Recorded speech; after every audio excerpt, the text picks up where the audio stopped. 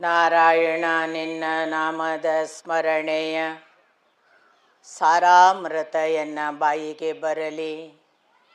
ಬಾರಂಗ ಕನಸಿನೊಳಗಲಿ ನನಸಿನೊಳಗಲಿ ಮನಸ್ಸು ಕೆಟ್ಟಿರಲಿ ಮುನಿದಿರಲಿ.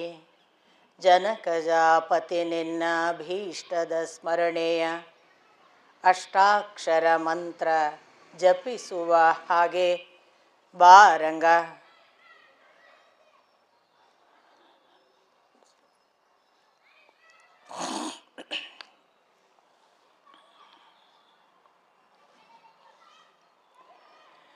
ನಾರಾಯಣಂ ನಮಸ್ಕೃತ್ಯ ನರಂಚೈವ ನರೋತ್ತಮಂ ದೇವೀಂ ಸರಸ್ವತೀಂ ವ್ಯಾಸಂ ತತೋ ಜಯಮುದೀರಯೇತ್.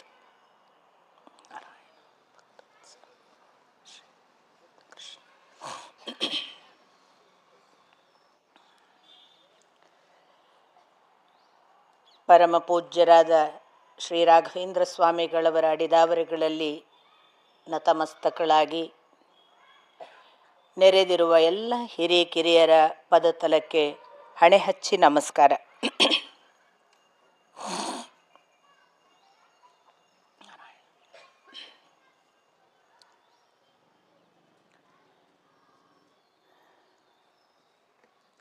ನಿನ್ನೆ ಒಂದು ಹಂತದಲ್ಲಿ ಅರ್ಜುನನ ಸಾಮರ್ಥ್ಯದ ವಿವರಗಳನ್ನು ಹೇಳ್ತಾ ಆ ಓಘದಲ್ಲಿ ಬಹಳ ಪ್ರಮುಖವಾದ ಘಟ್ಟ ಒಂದಿತ್ತು.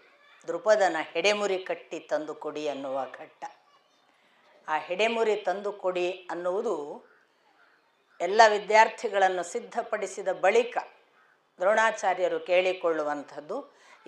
ನಿಮ್ಮಲ್ಲಿ ಯಾರು ತಗೊಂಬರಬೇಕು ಅಂತ ಏನು ನಿಯಮ ಹೇಳೋದಿಲ್ಲ ಅವರು.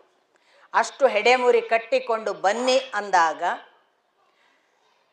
ದುರ್ಯೋಧನಾದಿ 100 ಜನ, ಅವರಲ್ಲದೆ 5 ಜನ ಪಾಂಡವರು ಮುಂದಾಗಿ ಹೋಗಿ ಮೊದಲು ದುರ್ಯೋಧನಾದಿಗಳು ಇಡೀ ಆ ದೃಪದ ಸೇನೆಯನ್ನೆಲ್ಲ ಹೋರಾಟ ಮಾಡಿ ನೋಡಿ ಗೆಲ್ಲಲಾಗದೆ ಹಿಂದೆ ಬೀಳುವ ಸಂದರ್ಭ ಬಂದಾಗ ಪಾಂಡವರಲ್ಲಿ ಅರ್ಜುನ ಮತ್ತು ಭೀಮ, ನೀವು ಉಳಿದವರೆಲ್ಲ ಇಲ್ಲಿ ಹಿಂದೆ ನಿಂತು ಬಿಡಿ, ನಾವಿಬ್ಬರು ಸಾಕು ಅಂತ ಇಬ್ಬರೇ ಹೋಗಿ ಭೀಮ ದೃಪದನ ಸೇನೆಯನ್ನು ತಾನು ಹಿಡಿತಕ್ಕೆ ತೆಗೆದುಕೊಳ್ಳುವಾಗ ನೇರವಾಗಿ ಅರ್ಜುನ ದೃಪದನನ್ನು ತನ್ನ ವಶಕ್ಕೆ ತೆಗೆದುಕೊಂಡು ತಂದು ಗುರುಗಳ ಪಾದಕ್ಕೆ ಒಪ್ಪಿಸುವ ಒಂದು ಘಟನೆ ಇದೆ.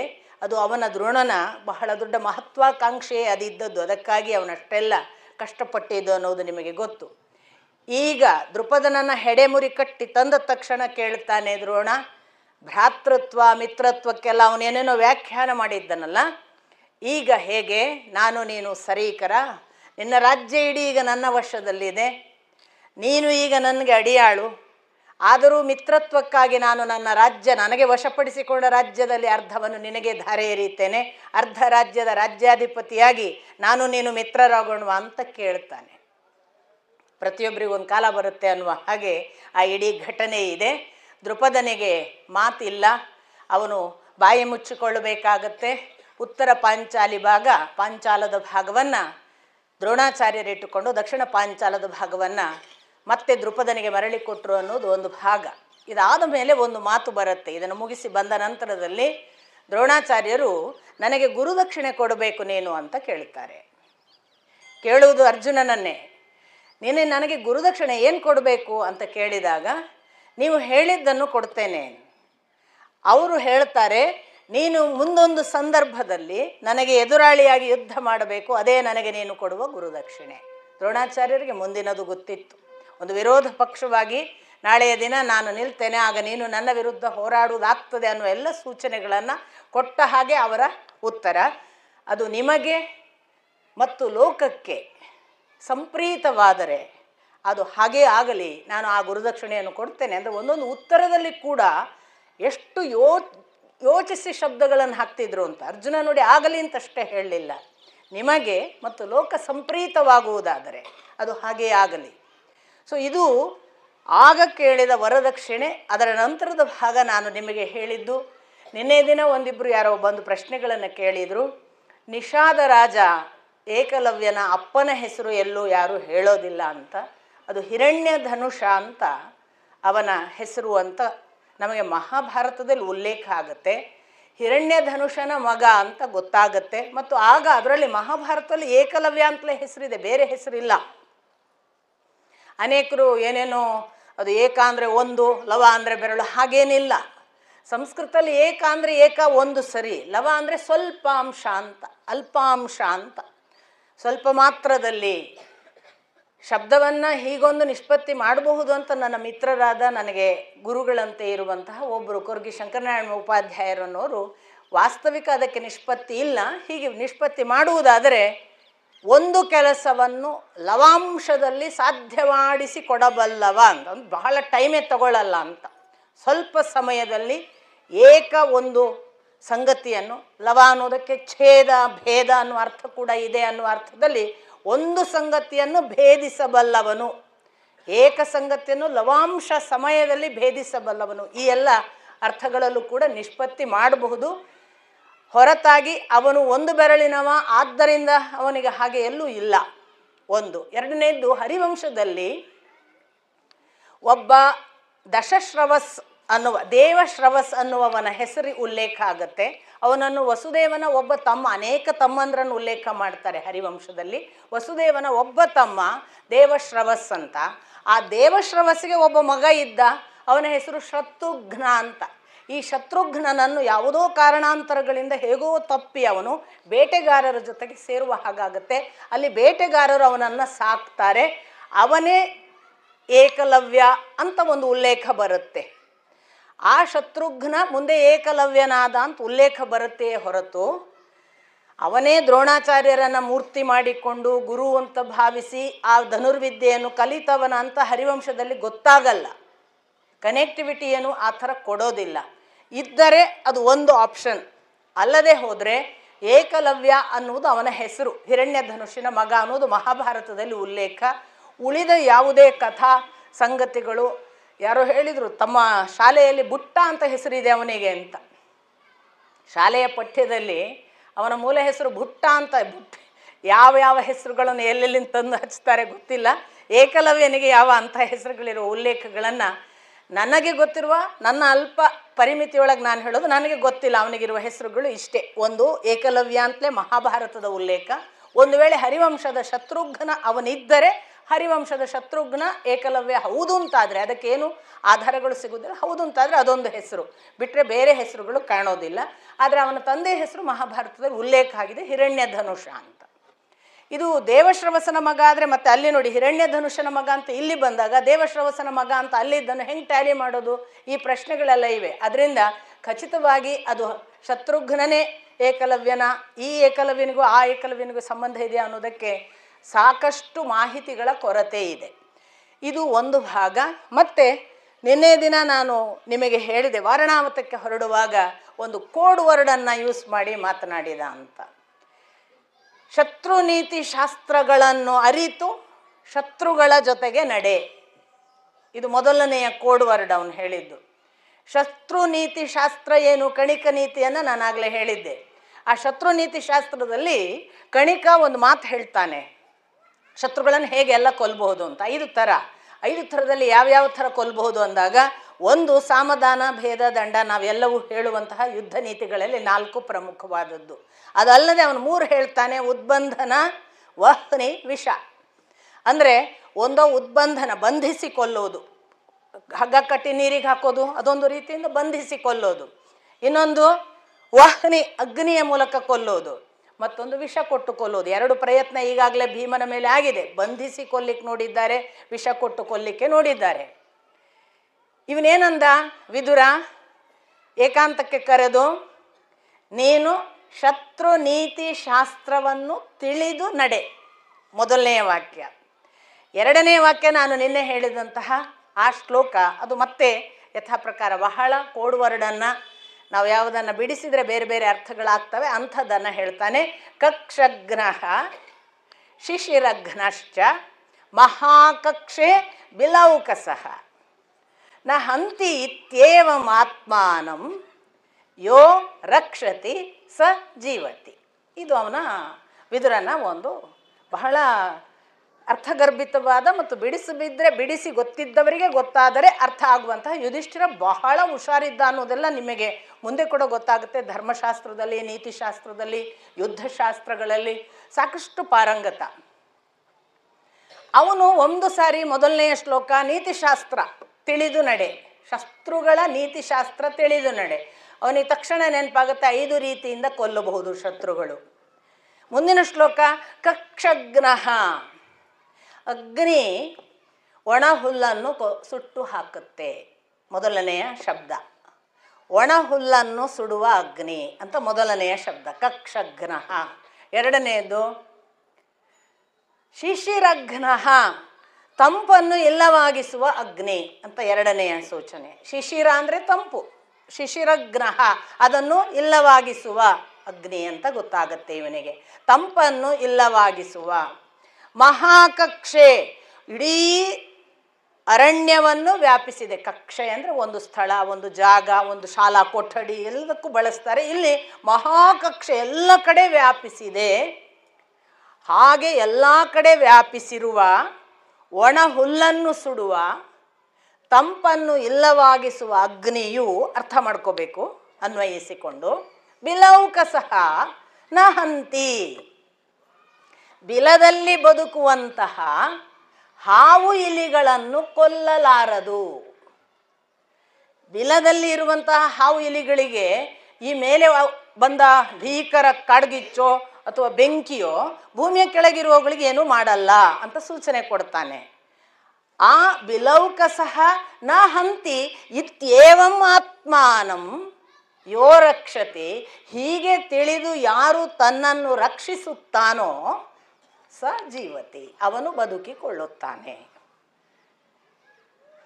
ಯುಧಿಷ್ಠಿರನಿಗೆ ತಕ್ಷಣ ಗೊತ್ತಾಗುತ್ತೆ ಅಗ್ನಿಯಿಂದ ಏನೋ ನನಗೆ ಅನಾಹುತ ಇದೆ, ನಮಗೆ ಅನಾಹುತ ಇದೆ, ಮತ್ತು ನಾವು ಯಾವುದೋ ಬಿಲದಿಂದ ಪಾರಾಗಬೇಕೀಗ. ನಮಗೆ ಎಲ್ಲಿಯೋ ಏನೋ ಇವರು ಕಂಠಕವನ್ನು ಸಿದ್ಧ ಮಾಡಿದ್ದಾರೆ. ಆ ಕಂಠಕ ಅದು ಅಗ್ನಿಮುಖೇನ ಬರುತ್ತೆ. ಅಗ್ನಿಮುಖೇನ ಬರುವುದಕ್ಕೆ ನಾವು ಪಾರಾಗುವ ಏಕಮಾತ್ರ ದಾರಿ ಅಂದರೆ ಯಾವುದಾದ್ರೂ ಬಿಲ ಮಾರ್ಗದಿಂದ ಪಾರಾಗಬೇಕು ಅಂತ ಸೂಚನೆ ಕೊಡ್ತಿದ್ದಾನೆ ಅಂತ ಇಷ್ಟು ತಿಳ್ಕೊತಾನೆ.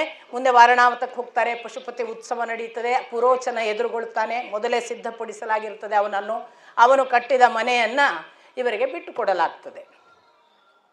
ಯುಧಿಷ್ಠಿರ ಅಲ್ಲಿರಬೇಕಾದ್ರೆ ಮನೆಯ ಗೋಡೆಯನ್ನೆಲ್ಲ ಮೂಸಿ ಮೂಸಿ ನೋಡ್ತಾನೆ. ನೋಡಿ, ಮನೆಯ ಗೋಡೆಯನ್ನು ಸೆಣಬು, ಹುಲ್ಲು, ತುಪ್ಪ, ಮಣ್ಣು ಈ ಮಿಶ್ರಣಗಳಿಂದ ಕಟ್ಟು ಅಂತ ಸೂಚನೆ ಕೊಟ್ಟಿರಲಾಗ್ತದೆ. ದುರ್ಯೋಧನಾದಿಗಳು ಕೊಟ್ಟ ಸೂಚನೆಯನ್ನು ಪುರೋಚನ ಹಾಗೆ ಪಾಲಿಸ್ತಾನೆ. ಇವನಿಗೆ ಮೂಸುವಾಗ ಗೊತ್ತಾಗುತ್ತೆ ತುಪ್ಪದ ವಾಸನೆ ಇದೆ. ಮೇಲೆ ಒಳ್ಳೆ ಪ್ಲಾಸ್ಟರಿಂಗ್ ಮಾಡಲಾಗಿದೆ, ಒಳಗೆ ಗೊತ್ತಾಗದ ಹಾಗೆ. ಆದರೆ ಇವನಿಗೆ ಮೂಸುವಾಗ ಗೊತ್ತಾಗುತ್ತೆ ಇದರೊಳಗೆ ತುಪ್ಪ ಇದೆ. ಅಂದರೆ ಇದನ್ನು ಯಾವುದೋ ನಮ್ಮನ್ನು ಸುಡುವ ಯಾವುದೋ ಮೆಟೀರಿಯಲ್ಗಳಿಂದ ಇದನ್ನು ರಚಿಸಿದ್ದಾರೆ ಅನ್ನೋದನ್ನು ಯುಧಿಷ್ಠಿರ ತಿಳ್ಕೊಳ್ತಾನೆ.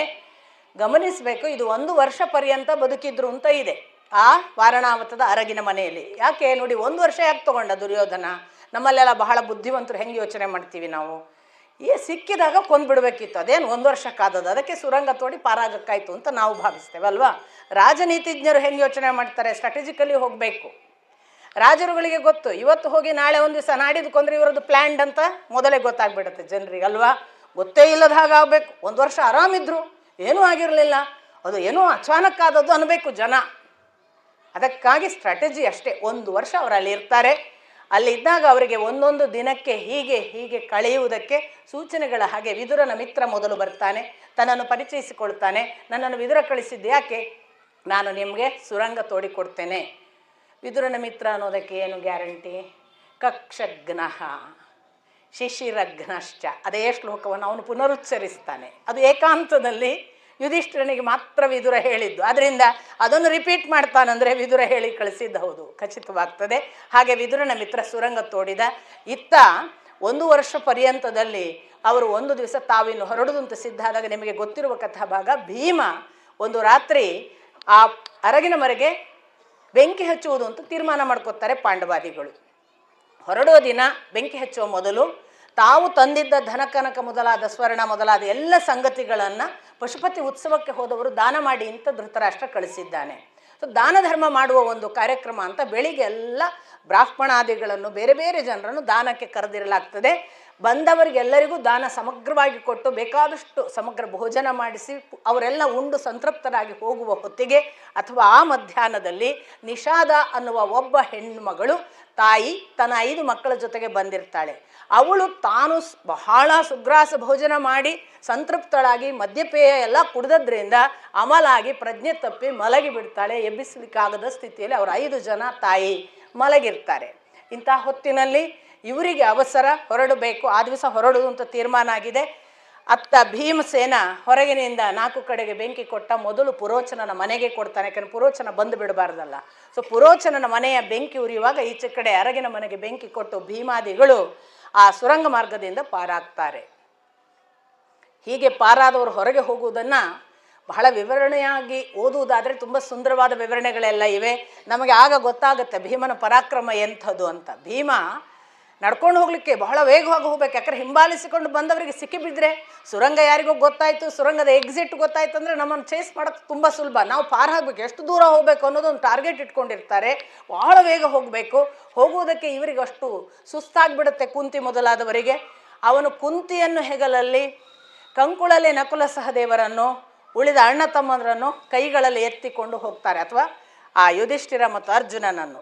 ಇದು ಎಷ್ಟು ಪವರ್ಫುಲ್ಲಾದ ಒಂದು ವಾಕ್ ಅಥವಾ ಓಟ ಅಂದರೆ ಅದನ್ನು ನೀವು ದಯವಿಟ್ಟು ಒಂದು ಸಾರಿ ಮಹಾಭಾರತದ ಪುಟಗಳನ್ನು ನಿಮ್ಮ ಸಂತೋಷಕ್ಕಾಗಿ ಓದಿ. ಯಾಕೆಂದರೆ ನಾನು ಏನು ಹೇಳಿದ್ರು ಆ ವೇದವ್ಯಾಸರು ಕೊಡುವ ಆ ಭಾವಗಳನ್ನು, ಆ ಅಕ್ಷರಗಳನ್ನು ಅದರ ಮೂಲ ಸ್ವರೂಪದಲ್ಲಿ ಓದೋದೇ ಒಂದು ಬಹಳ ಸುಂದರವಾದ ಅನುಭವ. ಎಷ್ಟು ವೇಗವಾಗಿ ಹೋಗ್ತಾನೆ ಅಂದರೆ ಮರಗಳು ಬೀಳ್ತಾವಂತೆ. ಅಂದರೆ ಒಂದು ದಾರಿ ಮಾಡಿಕೊಂಡು ಹೋಗ್ಬೇಕು ಇವನು, ಕಾಡು ದಾರಿ, ಮರಗಳು ಬೀಳ್ತಾವೆ. ಯಾವ ಹೆಜ್ಜೆ ಇವನು ಇಡ್ತಾನೋ ಅದೇ ದಾರಿ ಆಗ್ತದೆ. ಅಂಥ ಬಲಿಷ್ಠ ದೇಹ. ನಾನು ಇವತ್ತು ನನ್ನ ಮಕ್ಕಳಿಗೆ ಹೇಳ್ತಿದ್ದೆ, ಚೆನ್ನಾಗಿ ಊಟ ಮಾಡ್ರು, ಒಳ್ಳೆ ಚೆನ್ನಾಗಿ ಊಟ ಮಾಡಿ ಗಟ್ಟಿ ಮುಟ್ಟಾಗಿ ಹೀಚಿರ್ತೀರಿ. ಒಂದು ರೋಗ ಬಂದರೆ ಎಬ್ಬಿಸ್ಲಿಕ್ಕಾಗೋದಿಲ್ಲ ನಿಮ್ಮನ್ನು. 4 ರೋಗ ಬಂದರೆ ತಡ್ಕೊಳ್ಳುವಂತಹ ದೇಹ ಸಾಮರ್ಥ್ಯ ಬೆಳೆಸ್ಕೋಬೇಕಾದ್ರೆ ಚೆನ್ನಾಗಿ ಊಟ ಮಾಡಿ ಬೆಳಿಬೇಕು. ಒಂದು ಎರಡನೇದು 4 ಜನರಿಗೆ ಉಪಕಾರ ಆಗಬೇಕಾದ್ರೂ ಗಟ್ಟಿಮುಟ್ಟಾಗಿರ್ಬೇಕು. ಒಬ್ಬ ಬಿದ್ದ ಅಂದರೆ ಎತ್ತಲಿಕ್ಕೆ ಬರಲಿಕ್ಕಾಗಲ್ಲ ನಿಮಗೆ. ನಮಗೆ ಮಾನವಋಣ ಅಂತ ಇದೆ ಅಂತ ಮೊನ್ನೆ ದಿನ ಹೇಳಿದೆ ನಾನು. ಮಾನವಋಣದಲ್ಲಿ ನಾವು ಈ ಜೀವರಾಶಿಗಳ ಎಲ್ಲ ಋಣ ತೀರಿಸಲಿಕ್ಕೆ ಬಂದಿದ್ದೇವೆ. ಎಲ್ಲ ಜೀವರಾಶಿಗಳ ಋಣ ಅಂದರೆ ಅವರಿಗೆ ದಯೆಯಿಂದ ಎಷ್ಟು ಸಾಧ್ಯವೋ ಅಷ್ಟು ಸಹಾಯ ಮಾಡಬೇಕು ಅನ್ನೋದೊಂದು ಭಾಗ.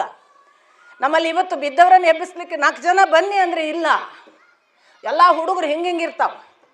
ಅವು ಏನೋ 0 ಫಿಗರ್ ಮೇಂಟೈನ್ ಮಾಡೋ ಗದ್ದಲದೊಳಗೆ ಯಾವುದಕ್ಕೂ ಉಪಯೋಗಕ್ಕಿಲ್ಲ. ಭೀಮ ನೋಡಿ, ಅರ್ಜುನ ನೋಡಿ, ನಕುಲ ಸಹದೇವರು ಯುಧಿಷ್ಠಿರರನ್ನು ನೋಡಿದರೆ ಜಾಗತಿಕವಾಗಿ ಒಂದು ಕಾಲಕ್ಕೆ ಪರಂಪರೆ ಹೇಗಿತ್ತು ಅಂತಂದರೆ ಅದು ನಮ್ಮ ಮಾತ್ರ ರಕ್ಷಣೆ ಅಲ್ಲ, ಜಗತ್ತಿನ ರಕ್ಷಣೆಗಾಗಿ, ಲೋಕ ಕಲ್ಯಾಣಕ್ಕಾಗಿ ನಾವು ಚೆನ್ನಾಗಿರಬೇಕು ಅನ್ನೋದು. ಇಂಥದ್ದೊಂದು ಮನೋಧರ್ಮವನ್ನು ನೆನಪು ಮಾಡುವ ಹಾಗೆ ಭೀಮನ ಓಟ. ಮುಂದೆ ಅವರು ಗಂಗಾ ನದಿ ದಡದವರೆಗೂ ಹೇಗೋ ಬರ್ತಾರೆ. ಆ ಗಂಗಾ ನದಿ ದಡದ ಬಂದ ಮೇಲೆ ಆಚೆ ಕಡೆ ದಡಕ್ಕೆ ಹೋಗೋಕ್ಕೆ ಹೇಗಪ್ಪ ಅಂತ ಯೋಚನೆ ಮಾಡೋ ಅಲ್ಲೊಬ್ಬ ವಿದುರ ಮಿತ್ರ ಕಾಣಿಸಿಕೊಳ್ತಾನೆ. ಆ ವಿದುರ ಮಿತ್ರನ ಹತ್ರ ಅವನು ನೋಡಿ, ಈ ನಾವೇ ದಾಟಿ ಆಚೆ ದಡಕ್ಕೆ ನೀವೇನು ಈಜಾಡಿಕೊಂಡು ಹೋಗೋಕ್ಕೆ ಸಾಧ್ಯ ಇಲ್ಲ, ಈ ನಾವೆಯಲ್ಲಿ ಕೂತ್ಕೊಳ್ಳಿ, ಇದು ಯಂತ್ರ ನಾವೆ ಅಂತಾನೆ. ನಮ್ಮಲ್ಲಿ ಆ ಕಾಲಕ್ಕೇನೆ ಯಂತ್ರ ನಾವೆ ಇತ್ತು ಅನ್ನೋದಕ್ಕೊಂದು ದಾಖಲೆಯ ಹಾಗೆ ಆ ಮಾತು ಕಾಣಿಸ್ತದೆ. ಒಂದು ಯಂತ್ರ ನಾವೆ, ಇದು ಸಾಮಾನ್ಯ ನೌಕೆ ಅಲ್ಲ. ಈ ನೌಕೆಯಲ್ಲಿ ನೀವು ಕೂತ್ರೆ ಆಚೆ ಕಡೆಗೆ ಬಹಳ ಸರಳವಾಗಿ ಹೋಗ್ತೀರಿ, ಕೂತ್ಕೊಳ್ಳಿ ಅಂತ. ನೀನು ಯಾರು? ಇವರಿಗೆ ಅನುಮಾನ ಎಲ್ಲ ಕಡೆಯೂ. ಈಗ ಅವನು ವಿದುರ ಮಿತ್ರ ಅಂತಾನೆ. ಹೇಗೆ ನಂಬುವುದು? ಕಕ್ಷಘ್ನಃ ಶಿಶಿರಘ್ನಶ್ಚ ಮಹಾಕಕ್ಷೆ ಬಿಲೌಕಸಃ ನ ಹಂತಿ ಇತ್ಯೇವಮಾತ್ಮಾನಂ. ಮತ್ತೆ ಯಥಾ ಪ್ರಕಾರ ಯೋ ರಕ್ಷತಿ ಸಜೀವತಿ ಅಂದ. ಅಬ್ಬಾ, ಇವನು ಅವನೇ ಅಂತ ಗೊತ್ತಾಯ್ತು. ಆ ನೌಕೆಯನ್ನು ಏರಿದ್ರು, ಆಚೆ ಕಡೆಗೆ ಹೋದ್ರು. ಅಲ್ಲಿಂದ ಸಾಲ ವೃಕ್ಷಗಳ ದಾರಿಯಲ್ಲಿ ಅವಳು ಸಾಲು ವೃಕ್ಷಗಳು ಸಿಕ್ಕಿದ್ದಾವೆ ಅಂತ ಕಾಣುತ್ತೆ. ಆ ಸಾಲ ವೃಕ್ಷಗಳ ದಾರಿಯಲ್ಲಿ ಕುಸಿದು ಬಿದ್ದರು, ನೀರು ಬೇಕಾಯಿತು, ನೀರು ತಂದ, ಮಲಗಿದ್ರು, ನಿದ್ರೆ ಆಯಿತು, ಇತ್ಯಾದಿ ಭಾಗಗಳಿವೆ. ಮುಂದೆ ನಿಮಗೆ ಕಾಣಿಸಿಕೊಳ್ಳುವುದು ದೂರದಲ್ಲಿ ನೋಡಿದ ಹಿಡಿಂಬ. ಇವರಿಷ್ಟು ಜನರನ್ನು ಮಲಗಿದ್ದನ್ನು ನೋಡಿದ ಭೀಮ ಎಚ್ಚರ ಎದ್ದು ಕಾಯ್ತಿದ್ದಾನೆ. ಹಿಡಿಂಬ ತನ್ನ ತಂಗಿ ಹಿಡಿಂಬೆಯನ್ನು ಕಳಿಸ್ತಾನೆ, ಮೊದಲು ಹೋಗಿ ಹೀಗೆ ಹೇಳಿ ಬಾ, ನನಗೆ ಆಹಾರಕ್ಕೆ ನೀವು ಬೇಕು ಅಂತ. ತಕ್ಷಣ ಹಿಡಿಂಬೆ ಬಂದವಳಿಗೆ ಇವನ ಆಕಾರ ನೋಡಿ, ಭೀಮನನ್ನು ನೋಡಿ ಎಷ್ಟು ಖುಷಿಯಾಗತ್ತೆ ಅಂದರೆ ಅವಳು ದೂರದಿಂದಲೇ ಇವ ನನಗಾಗಬಹುದು ಅಂತ ಪ್ರೀತಿ ಹುಟ್ಟಿ ಅವಳು ತನ್ನ ದೇಹ ರೂಪವನ್ನು ಬದಲಾಯಿಸಿಕೊಂಡು ಸುಂದರ ಸ್ತ್ರೀ ಆಗ್ತಾಳೆ. ಆ ಸುಂದರ ಸ್ತ್ರೀಯ ರೂಪವಾಗಿ ಬಂದವಳೆ ಇವನ ಜೊತೆಗೆ ತಾನು ತನ್ನ ಪ್ರೇಮವನ್ನು ನಿವೇದನೆ ಮಾಡ್ಕೊತಾಳೆ. ಭೀಮ ನಗ್ತಾನೆ, ಹಿಡಿಂಬ ಅತ್ತ ತನ್ನ ತಂಗಿ ಹೋದವಳು ಇನ್ನೂ ಯಾಕೆ ಬರಲಿಲ್ಲ ಅಂತ ಅವನೇ ಬರ್ತಾನೆ. ಅವನು ಬಂದ ಬಳಿಕ ನಡೆದ ಯುದ್ಧ, ಅದರ ಒಂದು ಭೀಕರವಾದ ಬೀಭತ್ಸ ರೂಪ. ಭೀಮ ಯಾವ ಮಟ್ಟಕ್ಕಿದ್ದ, ಅವನು ಯಾವ ಒಂದು ತೋಳನ್ನು ಬಳಸಿದರೆ ಎಷ್ಟು ಎತ್ತರಕ್ಕೆ ಯಾರನ್ನಾದರೂ ಎತ್ತಬಲ್ಲವನಾಗಿದ್ದ. ಒಂದು ತೆಗೆದು ಒಗೆದ್ರೆ ಅವರು ಎಷ್ಟು ದೂರ, ಎಷ್ಟು ಮೈಲಿಗಳ ಆಚೆಗೆ ಬೀಳ್ತಿದ್ರು. ಬರೇ ಬಿದ್ದದ್ದಲ್ಲಂತೆ, ಒಂದು ಸಾರಿ ಅವ ಎತ್ತಿ ಹಿಡಿಂಬನನ್ನು ಒಗೆದ ಆ ಆರ್ಭಟಕ್ಕೆ ಅದು ಹೋಗಿ ಈ ಚೆಂಡು ವಾಪಸ್ ಪುಟಿದು ಬರಲ್ವ, ಅದು ಹೋಗಿ ಯಾವುದಕ್ಕೋ ಬಡದದ್ದು ವಾಪಸ್ ಹಂಗೆ ಬಂತಂತೆ. ಬಂದದ್ದನ್ನು ಮತ್ತೆ ನೆಲಕ್ಕೆ ಅಪ್ಪಳಿಸಿ ಹಿಡಿಂಬನನ್ನು ವಧೆ ಮಾಡ್ತಾನೆ. ಮುಂದೆ ಅವರು ತಮ್ಮ ಪ್ರಯಾಣ ಬೆಳೆಸೋರಿರ್ತಾರೆ. ಹಿಡಿಂಬೆ ಬಹಳ ರಿಕ್ವೆಸ್ಟ್ ಮಾಡ್ತಾಳೆ, ನನಗೆ ನೀನು ನನ್ನನ್ನು ಮದುವೆ ಆಗಬೇಕು ಅಂತ. ಅದಕ್ಕೆ ಒಪ್ಪಿಗೆ ಸೂಚಿಸೋದಿಲ್ಲ ಭೀಮ. ಆದರೆ ಅವಳು ಮತ್ತೆ ಕುಂತಿಯ ರಕ್ಷಣೆಯನ್ನು ಕೇಳ್ತಾಳೆ, ಅರಿಕೆ ಮಾಡ್ಕೊಳ್ತಾಳೆ, ನಾನು ಪ್ರಾಣ ಕಳ್ಕೊತೇನೆ ಇವನನ್ನು ನೀನು ನನಗೆ ಮದುವೆ ಮಾಡಿಸಿಕೊಡದಿದ್ರೆ, ನನಗೆ ಬೇರೆ ಏನೂ ಇಲ್ಲ, ನಾನು ಪ್ರೇಮ ನಿವೇದನೆ ಅಂತ. ಕುಂತಿ ಬಹಳ ಬಹಳ ಒಳ್ಳೆಯ ಒಬ್ಬ ರಾಜಮನೆತನದಿಂದ ಬಂದವಳು.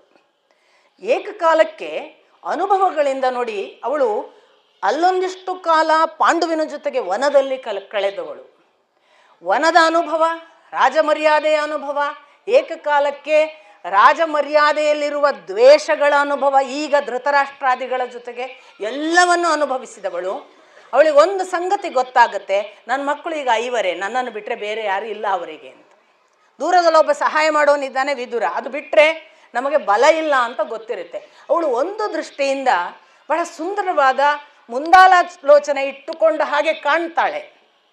ಅವಳು ಏನು ಹೇಳ್ತಾಳೆ ಅಂತಂದರೆ, ಹಿಡಿಂಬೆ ಪ್ರೇಮವನ್ನು ಅರಿಕೆ ಮಾಡಿಕೊಂಡು ಬಂದಿದ್ದಾಳೆ, ಇಂದಲ್ಲ ನಾಳೆ ಅವರು ನಮ್ಮವರಾಗಿ ಇರ್ತಾರೆ, ನೀನು ಮದುವೆ ಆಗು ಅಂತ.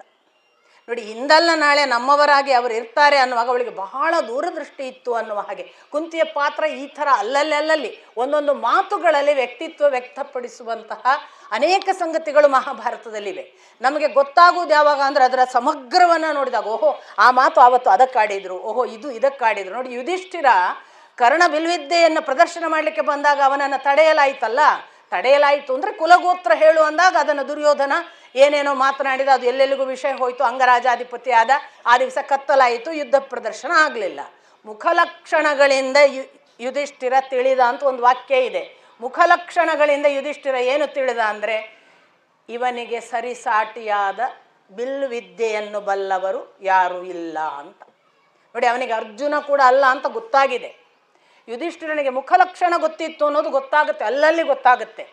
ಯಾರಿಗೆ ಧರ್ಮನಿಷ್ಠೆ ಇರುತ್ತೆ, ಯಾರಿಗೆ ಸತ್ಯಸಂಧ ಗುಣ ಇರುತ್ತೆ, ಅವರಿಗೆ ಎದುರಿನವರ ಗುಣವನ್ನು ನೋಡಿದಾಗ ಗೊತ್ತಾಗುತ್ತೆ. ಅನೇಕರು ಕೇಳ್ತಾರಲ್ಲ, ನಿಮಗೆ ಬೇರೆಯವರ ಮುಖ ನೋಡಿದರೆ ಹೇಗೆ ಅಂತ ಗೊತ್ತಾಗ್ತದ ಅಂತ.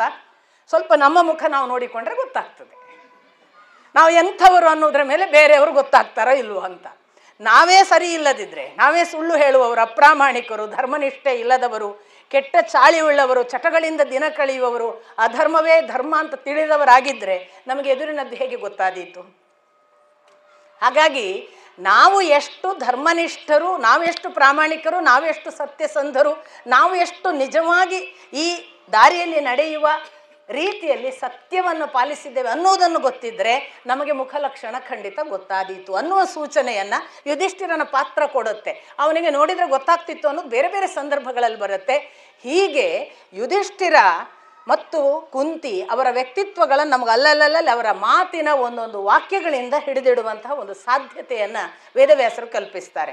ಇವಳಿಗೆ ಎಷ್ಟು ದೂರಾಲೋಚನೆ ಅಂದರೆ, ಮುಂದೊಂದು ದಿನ ನಮಗೆ ಇವರು ಸಹಾಯಕ್ಕೆ ಬರ್ತಾರೆ, ನಮ್ಮವರಾಗಿ ಇರ್ತಾರೆ, ಮದುವೆ ಆಗು ಅಂತ. ಮದುವೆ ಆಗು ಅಂದ ಮೇಲೆ ಅವಳದ್ದೊಂದೇ ಒಂದು ಕರಾರು, ಯುಧಿಷ್ಠಿರ ಕೂಡ ಅದಕ್ಕೊಂದು ಕರಾರು ಹಾಕ್ತಾನೆ. ಏನು ಕರಾರು ಅಂದರೆ, ನೀನು ಹಗಲು ಮಾತ್ರ ಅವನ ಜೊತೆಗಿರಬಹುದು, ರಾತ್ರಿ ನಮ್ಮ ಜೊತೆಗೆ ಭೀಮ ಬೇಕು. ನೋಡಿ, ಯುಧಿಷ್ಠಿರನಿಗೆ ಮುಂಜಾಗ್ರತೆ ಬಹಳ.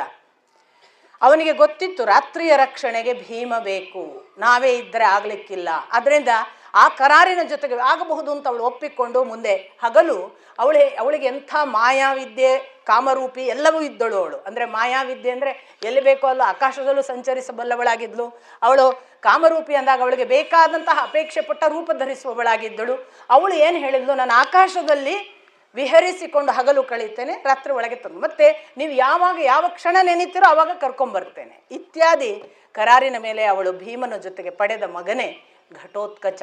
ಈ ಘಟೋತ್ಕಚನ ಬಗ್ಗೆ ಘಟದಂತೆ ಬಕ್ಕ ತಲೆ ಉಳ್ಳವನು ಅಂತ ತಾಯಿ ಹೇಳಿದ್ಲು ಅಂತ. ಘಟ ಉತ್ಕಚ, ಕೂದಲಿಲ್ಲದ ಘಟದಂತೆ ಬೋಳು ತಲೆಯವನು ಅಂತ ತಾಯಿ ಉದ್ಗರಿಸಿದ್ಲಂತೆ ಹುಟ್ಟಿದ ಕೂಡಲೇ. ಅದಕ್ಕೆ ಅವನಿಗೆ ಘಟೋತ್ಕಚ ಅಂತ ಒಂದು ವಿವರಣೆ. ನಮ್ಮಪ್ಪ ಉತ್ಕಚ ಅನ್ನೋದಕ್ಕೆ ಅದು ಮುಳ್ಳಿನ ಹಾಗೆ ನಿಂತ ಕೂದಲುಗಳಿತ್ತು, ಆದ್ದರಿಂದ ಅವನು ಘಟದಂಥ ತಲೆಯಲ್ಲಿ ಮುಳ್ಳಿನಂತೆ ಚೂಪು ಚೂಪಾದ ಕೂದಲು ಇದ್ದದ್ದರಿಂದ ಅವನು ಘಟೋತ್ಕಚ ಅಂತಲೂ ಹೇಳ್ತಾರೆ. ಒಟ್ಟಿನಲ್ಲಿ ಘಟೋತ್ಕಚ. ಆ ಘಟೋತ್ಕಚನನ್ನು ಅವನು ಪಾರ್ವತಿದೊಂದು ಅನುಗ್ರಹ ರಾಕ್ಷಸರಿಗೆ, ಹುಟ್ಟಿದ ಕೂಡಲೇ ಬೆಳೆದು ನಿಲ್ಲುವ ಮಕ್ಕಳಾಗಲಿ ಅಂತ. ರಾಕ್ಷಸರಿಗೆ ಹುಟ್ಟಿದ ಕೂಡಲೇ ಬೆಳೆದು ನಿಲ್ಲುವ ಮಕ್ಕಳಾಗಲಿ ಅಂತ ಒಳ್ಳೊಳ್ಳೆ ಅನುಗ್ರಹವನ್ನು ಯಾರ್ಯಾರಿಗೋ ಬೇಡದವ್ರಿಗೆ ಮಾಡಿದಾರಲ್ಲ ಅಂತ ಅನಿಸ್ಬಿಡುತ್ತೆ. ಆದರೆ ಆ ಥರದೊಂದು ಅನುಗ್ರಹ ಇದ್ದದ್ರಿಂದ ಹುಟ್ಟಿದ ಕೂಡಲೇ ಇವನು ಬೆಳೆದು ನಿಂತ, ಬಹಳ ಬಲಿಷ್ಠ ಅನ್ನೋದು ನೋಡುವಾಗಲೇ ಗೊತ್ತಾಯಿತು. ಅವನು ಬಂದು ಕುಂತಿಗೆ ನಮಸ್ಕರಿಸಿದ. ಮುಂದೆ ಸಂದರ್ಭ ಬಂದಾಗ ನಾನು ನಿಮ್ಮನ್ನು ಕರೀತೇನೆ ಅಂತ ಇವಳು ಹೇಳ್ತಾಳೆ. ಸಂದರ್ಭ ಬಂದಾಗ ನಮ್ಮನ್ನು ಕರೀರಿ, ನಾವು ಬರ್ತೇವೆ ಅಂತ ಹಿಡಿಮೆ ಘಟೋತ್ಕಚ ಇಬ್ಬರು ಮಾತು ಕೊಡ್ತಾರೆ. ಘಟೋತ್ಕಚ ಒಂದು ಮಾತು ಹೇಳ್ತಾನೆ, ತಾಯಿ ನಾನು ಒಂದು ವೇಳೆ ಪರಾಕ್ರಮದಿಂದ ಎದುರಾದರೆ ರಾವಣ ಮತ್ತು ಇಂದ್ರಜಿತ್ತು ಇವರ ಪರಾಕ್ರಮಕ್ಕೆ ಸಮನಾದವನು, ಆದ್ದರಿಂದ ನನ್ನನ್ನು ಯಾವಾಗಲೂ ಕರೀಬಹುದು ಅಂತ ಹೇಳಿ ಅಲ್ಲಿಂದ ಅವರು ನಿರ್ಗಮಿಸಿದ್ರು ಅನ್ನೋದು ಮುಂದಿನ ಭಾಗ. ಮುಂದೆ ಅವರು ನಡೆದು ಬಂದದ್ದು ಏಕಚಕ್ರಿ ನಗರ ಅನ್ನುವ ಒಂದು ನಗರಕ್ಕೆ. ಅಲ್ಲಿಗೆ ಬಂದು ಇನ್ನು ಎಲ್ಲಿ ಇರಬೇಕು ಅನ್ನೋದ್ರೊಳಗಾಗಿ ವೇದವ್ಯಾಸರು ಕಾಣಿಸಿಕೊಂಡು ಒಬ್ಬ ಬ್ರಾಹ್ಮಣನ ಮನೆಯನ್ನು ಪರಿಚಯಿಸಿ, ಆ ಬ್ರಾಹ್ಮಣನ ಮನೆಯಲ್ಲಿ ಒಂದು ಸಣ್ಣ ಕೋಣೆಯಲ್ಲಿ ಇವರು ಇರುವುದು ಅಂತ ನಿರ್ಣಯ ಆಗುತ್ತೆ. ಮುಂದೆ ಆ ಕೋಣೆಯಲ್ಲಿ ಇದ್ದು ಬ್ರಾಹ್ಮಣನ ಮನೆಯಲ್ಲಿ ಇರುವುದಕ್ಕೆ ವ್ಯವಸ್ಥೆ ಆದಮೇಲೆ ವೇದವ್ಯಾಸರು ಹೇಳಿ ಹೋಗ್ತಾರೆ, ಇನ್ನೊಂದು ತಿಂಗಳಲ್ಲಿ ನಾನು ಮತ್ತೆ ಮರಳಿ ಬರ್ತೇನೆ. ಈ ಅವಧಿಯಲ್ಲಿ ಇವರು ಭಿಕ್ಷಾಟನೆ. ಈ ಭಿಕ್ಷಾಟನೆಯಲ್ಲಿ ಅವರದ್ದು ಪದ್ಧತಿ ಹೇಗೆ ಅಂದರೆ, ದಿನಾ ಭಿಕ್ಷೆ ಬೇಡಿ ಬಂದದ್ರಲ್ಲಿ ಸಮ 2 ಪಾಲು. 2 ಪಾಲಿನಲ್ಲಿ ಅರ್ಧ ಪೂರ್ತಿ ಭೀಮನಿಗೆ, ಉಳಿದ ಅರ್ಧ ಇವರ 5 ಜನಕ್ಕೆ, ಕುಂತಿಯನ್ನು ಒಳಗೊಂಡು. ಈ ಥರ ತಿಂತಿದ್ದ ಭೀಮ ಅಂತ. ಹಾಗಾದರೆ ತಿನ್ನುವುದಕ್ಕೆ ಭಾಳ ಹುಷಾರಂತ ಭಾವಿಸುವ ಹಾಗೆ ಕಾಣ್ತದೆ. ವೃಕೋದರ ಅನ್ನೋದು ಅದಕ್ಕೆ ಒಂದು ಹೆಸರಾಗಿ ಅವನಿಗೆ ಬರುತ್ತೆ. ತೋಳದ ಹೊಟ್ಟೆ, ಎಷ್ಟು ತಿಂದರೂ ಅದು ಇಷ್ಟೇ ಇರುತ್ತೆ.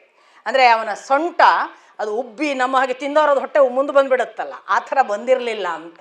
ಈ ವೃಕೋದರನ ಹಾಗೆ ಇದ್ದಂತಹ ಈ ಮನುಷ್ಯ ಭೀಮ ಮತ್ತು ಪಂಚಪಾಂಡವರು ತಮ್ಮ ಕಾಲವನ್ನು ಬಹಳ ಭಿಕ್ಷಾಟನೆಯಲ್ಲಿ ಕಳೆಯುವ ವೇಳೆಗೆ ಒಂದು ದಿನ ಯಾವ ಮನೆಯಲ್ಲಿದ್ದಾರೆ ಆ ಮನೆಯ ಮಾಲಕರು ಆಚೆ ಕಡೆಯಿಂದ ದುಃಖದಿಂದ ಏನೋ ಮಾತನಾಡಿಕೊಳ್ಳುವುದು ಕೇಳುತ್ತೆ. ಆ ದುಃಖದ ಒಟ್ಟು ಕಾರಣಗಳು, ನಮ್ಮ ಮನೆಯವರು ಇವತ್ತು ಆ ರಾಕ್ಷಸನ ಹತ್ರ ಹೋಗಬೇಕು, ನಮ್ಮ ಮನೆಯ ಯಾರನ್ನು ಕಳಿಸುವುದು ಅಂತ ಅವರಲ್ಲಿ ಜಿಜ್ಞಾಸೆ. ತಾಯಿ ಹೇಳ್ತಾಳೆ ನಾನು ಹೋಗ್ತೇನೆ, ತಂದೆ ಹೇಳ್ತಾನೆ ನಾನು ಹೋಗ್ತೇನೆ, ಇಲ್ಲ ಮಕ್ಕಳು ಹೇಳ್ತಾರೆ ನಾನು ಹೋಗ್ತೇನೆ, ಗಂಡು ಹುಡುಗ ಹೇಳ್ತಾನೆ, ಹೆಣ್ಣು ಮಗಳು ಹೇಳ್ತಾಳೆ ನಾನು ಹೋಗ್ತಾಳೆ. ಈ 4 ಜನರ ಗಲಾಟೆ ನಡೆದಿದೆ. ಕುಂತಿ ಹೇಳ್ತಾಳೆ ಅವರಿಗೆ ಸಹಾಯ ಮಾಡೋಣ, ಈ ಮನೆ ಕೊಟ್ಟದ್ದಕ್ಕಾದರೂ ಒಂದು ಸಹಾಯ. ಕುಂತಿ ಹೋಗಿ ಹೇಳಿಕೊಳ್ಳುವಾಗ ತಾವು ಪಾಂಡವರು ಅಂತ ಹೇಳುವ ಹಾಗಿಲ್ಲ, ಭೀಮ ಹೋಗ್ತಾನೆ ಅಂತ ಭೀಮನನ್ನು ಪರಿಚಯಿಸುವ ಹಾಗಿಲ್ಲ. ಅಲ್ಲಿ ಹೋಗಿ ಅವಳು ಇಷ್ಟೇ ಹೇಳ್ತಾಳೆ, ಇವತ್ತು ನೀವು ಹೋಗಬೇಡಿ, ನನ್ನ ಮಗ ಹೋಗ್ತಾರೆ. ನಿನ್ನ ಮಗನ ನಾವು ಕಳ್ಕೊಳ್ಳುವಂತ ನಾವು ಯಾವ ಬಾಯಲ್ಲಿ ಹೇಳೋಣ? ನಮ್ಮ ಪ್ರಾರಬ್ಧ ಪ್ರತಿಯೊಬ್ಬರಿಗೆ ಇದು ಟರ್ನ್ ಇದ್ದೇ ಇದೆ, ನಾವು ಹೋಗ್ತೇವೆ. ಇಡೀ ಊರಿಗೆ ಅದು ದಿನಕ್ಕೊಬ್ಬರಿಗೆ 1 ಗಾಡಿ ಅನ್ನ ಅಥವಾ ಆಹಾರ, 2 ಕೋಣಗಳು ಮತ್ತು ಒಬ್ಬ ಮನುಷ್ಯನನ್ನು ಕೊಡಬೇಕು ತಿನ್ನಲಿಕ್ಕೆ ಆ ಬಕ ರಾಕ್ಷಸನಿಗೆ, ಬಕಾಸುರನಿಗೆ.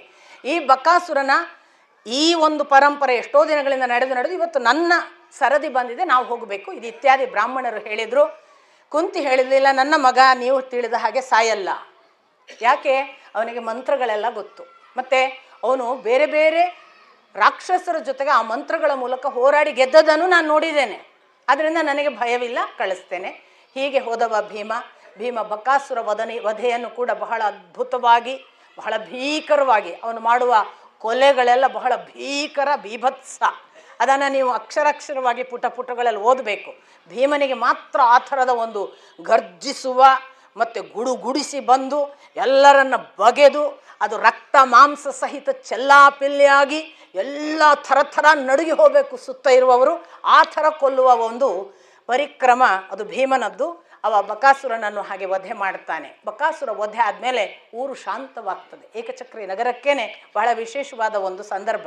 ಅಂತ ಹೊತ್ತಿನಲ್ಲಿ ಒಬ್ಬ ಬ್ರಾಹ್ಮಣ ಅಚಾನಕ್ಕಾಗಿ, ಆಗಂತುಕ ಬ್ರಾಹ್ಮಣ ಇವರಿದ್ದ ಮನೆಗೆ ಬಂದು ಕಥಾಶ್ರವಣ ಪ್ರಾರಂಭ ಮಾಡ್ತಾನೆ.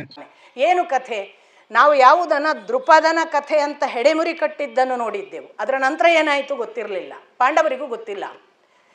ಆ ದೃಪದ ಏನು ಮಾಡಿದ, ಅವರು ಅಲ್ಲಿಂದ ಶುರು ಮಾಡ್ತಾರೆ. ಹೆಡೆಮುರಿ ಕಟ್ಟಿದ್ದನಿಂದ ಅವರಿಗೆ ಗೊತ್ತಿಲ್ಲ ಇವರು ಪಾಂಡವರು ಅಂತ, ಆ ಬ್ರಾಹ್ಮಣರಿಗೆ. ಅದನ್ನು ಹೇಳಿ ಅವ್ರು ಹೇಳ್ತಾರೆ, ಆದರೆ ಹೆಡೆಮುರಿ ಕಟ್ಟಿ ಅರ್ಧ ರಾಜ್ಯ ಪಡೆದ ಮೇಲೆ ದ್ರುಪದ ಏನು ಸಮಾಧಾನ ಇರಲಿಲ್ಲ. ಒಳಗೊಳಗೆ ಯಾರನ್ನಪ್ಪ ಹುಡುಕೋದು, ಯಾರ ಮುಖಾಂತರ ಈ ದ್ರೋಣನ ಮೇಲೆ ಸೇಡು ತೀರಿಸ್ಕೊಳ್ಳೋದು ಅಂತ ಒಂದು ತೀರ್ಮಾನ ಮಾಡಿದ್ದ. ಯಾಕೆ ಅಂದರೆ ಅವನಿಗೆ ಎರಡು ಮನಸ್ಸಿನಲ್ಲಿ ಉಳಿದು ಬಿಟ್ಟಿತ್ತು. ಒಂದು, ದ್ರೋಣನನ್ನು ಕೊಲ್ಲುವ ಮಗ ಹುಟ್ಟಬೇಕು ನನಗೆ ಅಂತ. ಇನ್ನೊಂದು, ಅರ್ಜುನನನ್ನು ಅಳಿಯನನ್ನಾಗಿ ಪಡಿಬೇಕು. ಇದನ್ನು ಹೇಗೆ ಸಾಧಿಸುವುದು ಅನ್ನುವುದೇ ಅವನ ನಿತ್ಯ ಯೋಚನೆ ಆಗಿತ್ತು. ಅವನೊಂದು ದಿವಸ ಯಾಜ ಮತ್ತು ಉಪಯಾಜ ಅನ್ನುವ ಇಬ್ಬರು ಪುರೋಹಿತರನ್ನು ಭೇಟಿಯಾಗ್ತಾನೆ. ಉಪಯಾಜರ ಹತ್ರ ತುಂಬ ದಿನಗಳ ಕಾಲ ಸೇವೆ ಮಾಡಿ ಒಂದು ದಿನ ಉಪಯಾಜರನ್ನು ಕೇಳುತ್ತಾನೆ, ನನಗೆ ಇಂಥದ್ದೊಂದು ಅಪೇಕ್ಷೆ ಇದೆ, ದ್ರೋಣರನ್ನು ಗೆಲ್ಲುವ ಮತ್ತು ಕೊಲ್ಲುವ ಒಬ್ಬ ಮಗ ಬೇಕು, ಅರ್ಜುನನನ್ನು ಮದುವೆ ಆಗುವ ನನಗೆ ಒಬ್ಬಳು ಮಗಳು ಬೇಕು, ಮಾಡಿಕೊಡಿ ಅಂತ. ಅದೊಂದು ಥರದಲ್ಲಿ ಇನ್ನೊಬ್ಬರನ್ನು ಕೊಲ್ಲುವ ಯಜ್ಞ ಅಂದರೆ ಅದೊಂದು ಥರದ ಅಭಿಚಾರಿಕ ಪ್ರಯೋಗ, ಅಂದರೆ ಒಳ್ಳೆಯ ರೀತಿಯ ಯಜ್ಞ ಅಲ್ಲ. ಉಪಯಾಜ ಹೇಳ್ತಾನೆ ನಾನು ಮಾಡಲ್ಲ. ಇವನು ಪರಿಪರಿ ಬೇಡಿಕೊಂಡ್ಮೇಲೆ ಅವ ಹೇಳ್ತಾನೆ ನನ್ನ ತಮ್ಮ ಯಾಜ ಮಾಡ್ತಾನೆ, ಅವನನ್ನು ಕೇಳು. ಹಾಗೆ ಯಾಜನನ್ನು ಬೇಡಿದಾಗ ಯಾಜನ ಒಪ್ಪಲ್ಲ. ಬಹಳ ದಿವಸದ ನಂತರದ ಸೇವೆಗಳಿಂದ ಕಡೆಗೆ ದ್ರುಪದ ಒಪ್ಪಿಸಿ ಅವನು ಮಾಡಿದ ಯಜ್ಞ, ಆ ಯಜ್ಞದಲ್ಲಿ ಹವಿಸ್ಸು ಸಿದ್ಧ ಮಾಡ್ತಾನೆ ಇವನು. ಹವಿಸ್ಸನ್ನು ತನ್ನ ಹವಿಸ್ಸು ಮತ್ತು ಯಜ್ಞದ ಕೆಲಸ ಮುಗಿದಿದೆ, ಪೂರ್ಣಾಹುತಿಯ ಹೊತ್ತು, ಇನ್ನೇನು ಹವಿಸ್ಸನ್ನು ಸ್ವೀಕರಿಸಲಿಕ್ಕೆ ಬಾ ಅಂತ ದ್ರುಪದ ಪತ್ನಿಯನ್ನು ಕರೀತಾನೆ. ಅವಳು ತಕ್ಷಣ ಬಾಯಲ್ಲಿ ತಾಂಬೂಲ ಇದೆ, ಮೈಯೆಲ್ಲ ಅಂಗಾರ ಹಚ್ಕೊಂಡಿದ್ದೇನೆ, ನಾನು ಸ್ನಾನ ಮಾಡಿ ಬರ್ತೇನೆ, ತಡವಾಗಬಾರದು ಅಂತಾನೆ ಯಾಜ. ಕೇಳಲ್ಲ ಅವಳು, ಪಟ್ನೆ ಹೋಗೇ ಬರ್ತೇನೆ ಅಂತ ಸ್ನಾನಕ್ಕೆ ಹೋಗ್ತಾಳೆ. ಇವನು ಕಾಯ್ತಾನೆ, ಸಮಯ ಮೀರಿತು ಅಂತ ಅದನ್ನು ಯಜ್ಞಕುಂಡಕ್ಕೆ ಹಾಕ್ತಾನೆ. ಹುಟ್ಟಿಕೊಂಡವರೇ ಮೊದಲು ದೃಷ್ಟದ್ಯುಮ್ನ. ಅವನು ಯಜ್ಞದಿಂದ ಹುಟ್ಟಿದ ಮಹಾವಜ್ರ ಕವಚ ಕುಂಡಲಗಳ ಸಹಿತ ಬಂದ ತೇಜಸ್ವಿ ಪುರುಷನಾಗಿ ಮೊದಲು ಕಾಣಿಸಿಕೊಳ್ತಾನೆ. ಕೆಲ ಕ್ಷಣಗಳಲ್ಲಿಯೇ ಹುಟ್ಟಿಕೊಂಡವಳೇ ಅಗ್ನಿಕನ್ಯೆ ಅಂತ ಅನ್ನಿಸಿಕೊಂಡುವ ದ್ರೌಪದಿ. ಅವಳಿಗೆ ದೃಪದನ ಮಗಳಾದದ್ದರಿಂದ ದ್ರೌಪದಿ, ಎಲ್ಲರೂ ದ್ರೌಪದಿ ದ್ರೌಪದಿ ಅಂತಾರೆ, ದೃಪದನ ಮಗಳು ದ್ರೌಪದಿ, ತಿ ಅಲ್ಲ. ಆಮೇಲೆ ಅವಳು ವಾಸ್ತವಿಕ ಪಾಂಚಾಲ ದೇಶದ ಮಗಳಾದ್ದರಿಂದ ಪಾಂಚಾಲಿ, ವರ್ಣದಿಂದ ಕಪ್ಪು ಇದ್ದದ್ದರಿಂದ ಕೃಷ್ಣ, ಕೃಷ್ಣೆ, ಹೀಗೆ 3 ಹೆಸರು. ಅವಳು ಮತ್ತು ದೃಷ್ಟದ್ಯುಮ್ನ ಹುಟ್ಟುವಾಗಲೇ ಅಶರೀರವಾಣಿ ಆಯಿತು ಅಂತ ವೇದವ್ಯಾಸರು ದಾಖಲಿಸ್ತಾರೆ. ಮೊದಲು ದೃಷ್ಟದ್ಯುಮ್ನ ಹುಟ್ಟುವಾಗ ಅಶರೀರವಾಣಿ ಹೇಳಿತಂತೆ, ಇವನು ದ್ರೋಣನಾಶಕನಾಗುತ್ತಾನೆ, ಇವನು ತನ್ನ ತಂದೆಯ ದುಃಖವನ್ನು ಇಲ್ಲವಾಗಿಸುತ್ತಾನೆ ಮತ್ತು ತನ್ನ ವಂಶಕ್ಕೆ ಒಳ್ಳೆಯ ಹೆಸರು ತರುತ್ತಾನೆ. ಇವಳು ಹುಟ್ಟುವಾಗ ಜಗತ್ತಿನ ಅತ್ಯಂತ ಸುಂದರ ಸ್ತ್ರೀ ಇವಳು. ದ್ರೌಪದಿ ಹುಟ್ಟುವಾಗ ಕೇಳಿದ ಶರೀರವಾಣಿ, ಜಗತ್ತಿನ ಅತ್ಯಂತ ಸುಂದರ ಸ್ತ್ರೀ ಇವಳು. ಇವಳು ಕುರುಕುಲಕ್ಕೆ ಒಂದು ಮಹಾ ವಿಪತ್ತನ್ನು ಉಂಟು ಮಾಡುತ್ತಾಳೆ ಮತ್ತು ಇವಳು ದೇವತೆಗಳಿಗೆ ಪತ್ನಿಯಾಗುತ್ತಾಳೆ. ಇಷ್ಟು ಅಲ್ಲಿ ಅಶರೀರವಾಣಿಯಾಯಿತು. ಮುಂದೆ ಅವರ ಬೆಳವಣಿಗೆಯನ್ನು ಇಲ್ಲಿ ಹೇಳುವಾಗ ಓಹೋ, ಇವರಿಗೆ ಮನಸ್ಸಲ್ಲಿ ಒಂಥರ ಸಂತೋಷವಾಗಲಿ ಶುರುವಾಗತ್ತೆ. ಯಾರವಳು, ಈ ಹೆಣ್ಣು ಮಗಳು ಯಾರು ಅಂತ ಇವರಿಗೂ ಕುತೂಹಲ ಆಗ್ತಿರುವ ಹೊತ್ತಿಗೆ ವೇದವ್ಯಾಸರು 1 ತಿಂಗಳಲ್ಲಿ ಬರ್ತೇನೆ ಅಂದಿದ್ರಲ್ಲ, ಅವರು ಬರ್ತಾರೆ. ಅವರು ಬಂದು ಋಷಿಕನ್ಯೆಯ ಕಥೆ ಹೇಳ್ತಾರೆ.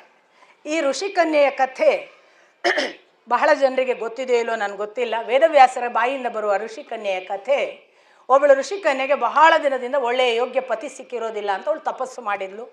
ಅವಳು ಎಷ್ಟೋ ಕಾಲ ತಪಸ್ಸು ಮಾಡಿ ಮಾಡಿ ಶಿವನನ್ನು ಒಲಿಸಿದ ಮೇಲೆ ಶಿವ ಒಲಿದು ಕೇಳಿಕೊಂಡ, ನಿನಗೇನು ಬೇಕು ಅಂತ.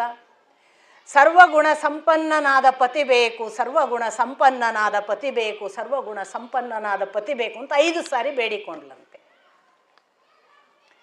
ಅದಕ್ಕೆ ಭದ್ರೆ ಪಂಚಪತಿ ಭವತು, ಅಥವಾ ನಿನಗೆ 5 ಜನ, ಮುಂದೆ 5 ಜನ ನಿನಗೆ ಪತಿಯರು ಸಿಗ್ತಾರೆ ಅಂತ ಅನುಗ್ರಹಿಸಿ ಬಿಟ್ಟ ಶಿವ.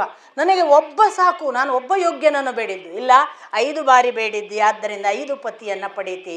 ಆ ಶಿವಕನ್ಯೆಯೇ ದ್ರೌಪದಿ ಅಂತ ಪುನಃ ವೇದವ್ಯಾಸರು ಹೇಳಿ, ಅವಳು ದೇವತೆಗಳನ್ನು ಮದುವೆ ಆಗ್ತಾಳೆ ಅಂತಿದೆಯಲ್ಲ, ಅದು ಪಾಂಡವರನ್ನೇ ಮದುವೆ ಆಗುವುದು ಅಂತಲೂ ಸೂಚನೆ ಕೊಡ್ತಾರೆ ವೇದವ್ಯಾಸರು. ಇದು ಪಾಂಡವರಿಗೆ ಇನ್ನೂ ಅವರ ಕುತೂಹಲವನ್ನು ಹೆಚ್ಚಿಸುತ್ತೆ. ಇಷ್ಟ ಆದ ಮೇಲೆ ಅದಕ್ಕೆ ಸರಿಯಾಗಿ ಏಕಚಕ್ರ ನಗರದಲ್ಲಿ ಭಿಕ್ಷೆ ಕಡಿಮೆ ಆಗಿರುತ್ತೆ, ಸ್ವಲ್ಪ ಅಲ್ಲಿಂದ ಜಾಗ ಬದಲಾಯಿಸಬೇಕು. ಎಬ್ಸ್ಕೊಂಡಿರೋರು ಒಂದೇ ಜಾಗದಲ್ಲಿ ಬಹಳ ದಿವಸ ಇದ್ದರೆ ಗೊತ್ತಾಗ್ಬಿಡುತ್ತೆ. ಈ ಎಲ್ಲ ಕಾರಣಕ್ಕೆ ಕುಂತಿ ಏನಂತಾಳೆ, ನಾವು ಪಾಂಚಾಲಕ್ಕೆ ಹೋಗೋಣ.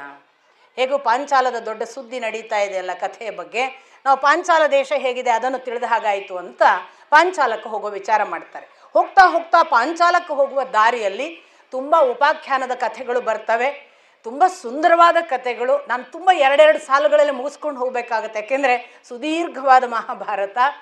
ಆದರೂ ನಾನು ಆದಷ್ಟು ಹೇಳಬೇಕು ಅನ್ನೋದು ನನ್ನ ಜೀವದ ಹಸಿವು. ಅದು ಯಾಕೆ ಪ್ರತಿಯೊಂದು ಕೂಡ ಬಲ್ಲವರಿಗೆ ಗೊತ್ತಾದರೆ ಅದರ ನಿಜಾರ್ಥಗಳು, ಅದರ ಒಳಾರ್ಥಗಳು ಅದು ನಮ್ಮನ್ನು ಬೆಳೆಸಬಹುದಾದ. ಮತ್ತು ಬಹಳ ಪ್ರಾಮಾಣಿಕವಾಗಿ ನಾನು ನಿಮ್ಮ ಜೊತೆಗೆ ನಿವೇದನೆ ಮಾಡಿಕೊಳ್ಳೋದು, ಮಹಾಭಾರತದ ಕಥೆಗಳನ್ನು ನಾವು ರಸಭಾಗವಾಗಿ ಮಾತ್ರ ನೋಡದೆ ಅದು ನಿಜಾರ್ಥದ ಭಾಗವಾಗಿ, ದೇವಕುಲದ ಒಂದು ಕಥಾಭಾಗವಾಗಿ ಓದುವುದರಿಂದ ನಮ್ಮ ವ್ಯಕ್ತಿತ್ವದಲ್ಲಿ ನಮಗೆ ಗೊತ್ತೇ ಇಲ್ಲದಂತಹ ಮಹಾ ಪರಿಣಾಮಗಳಾಗ್ತವೆ.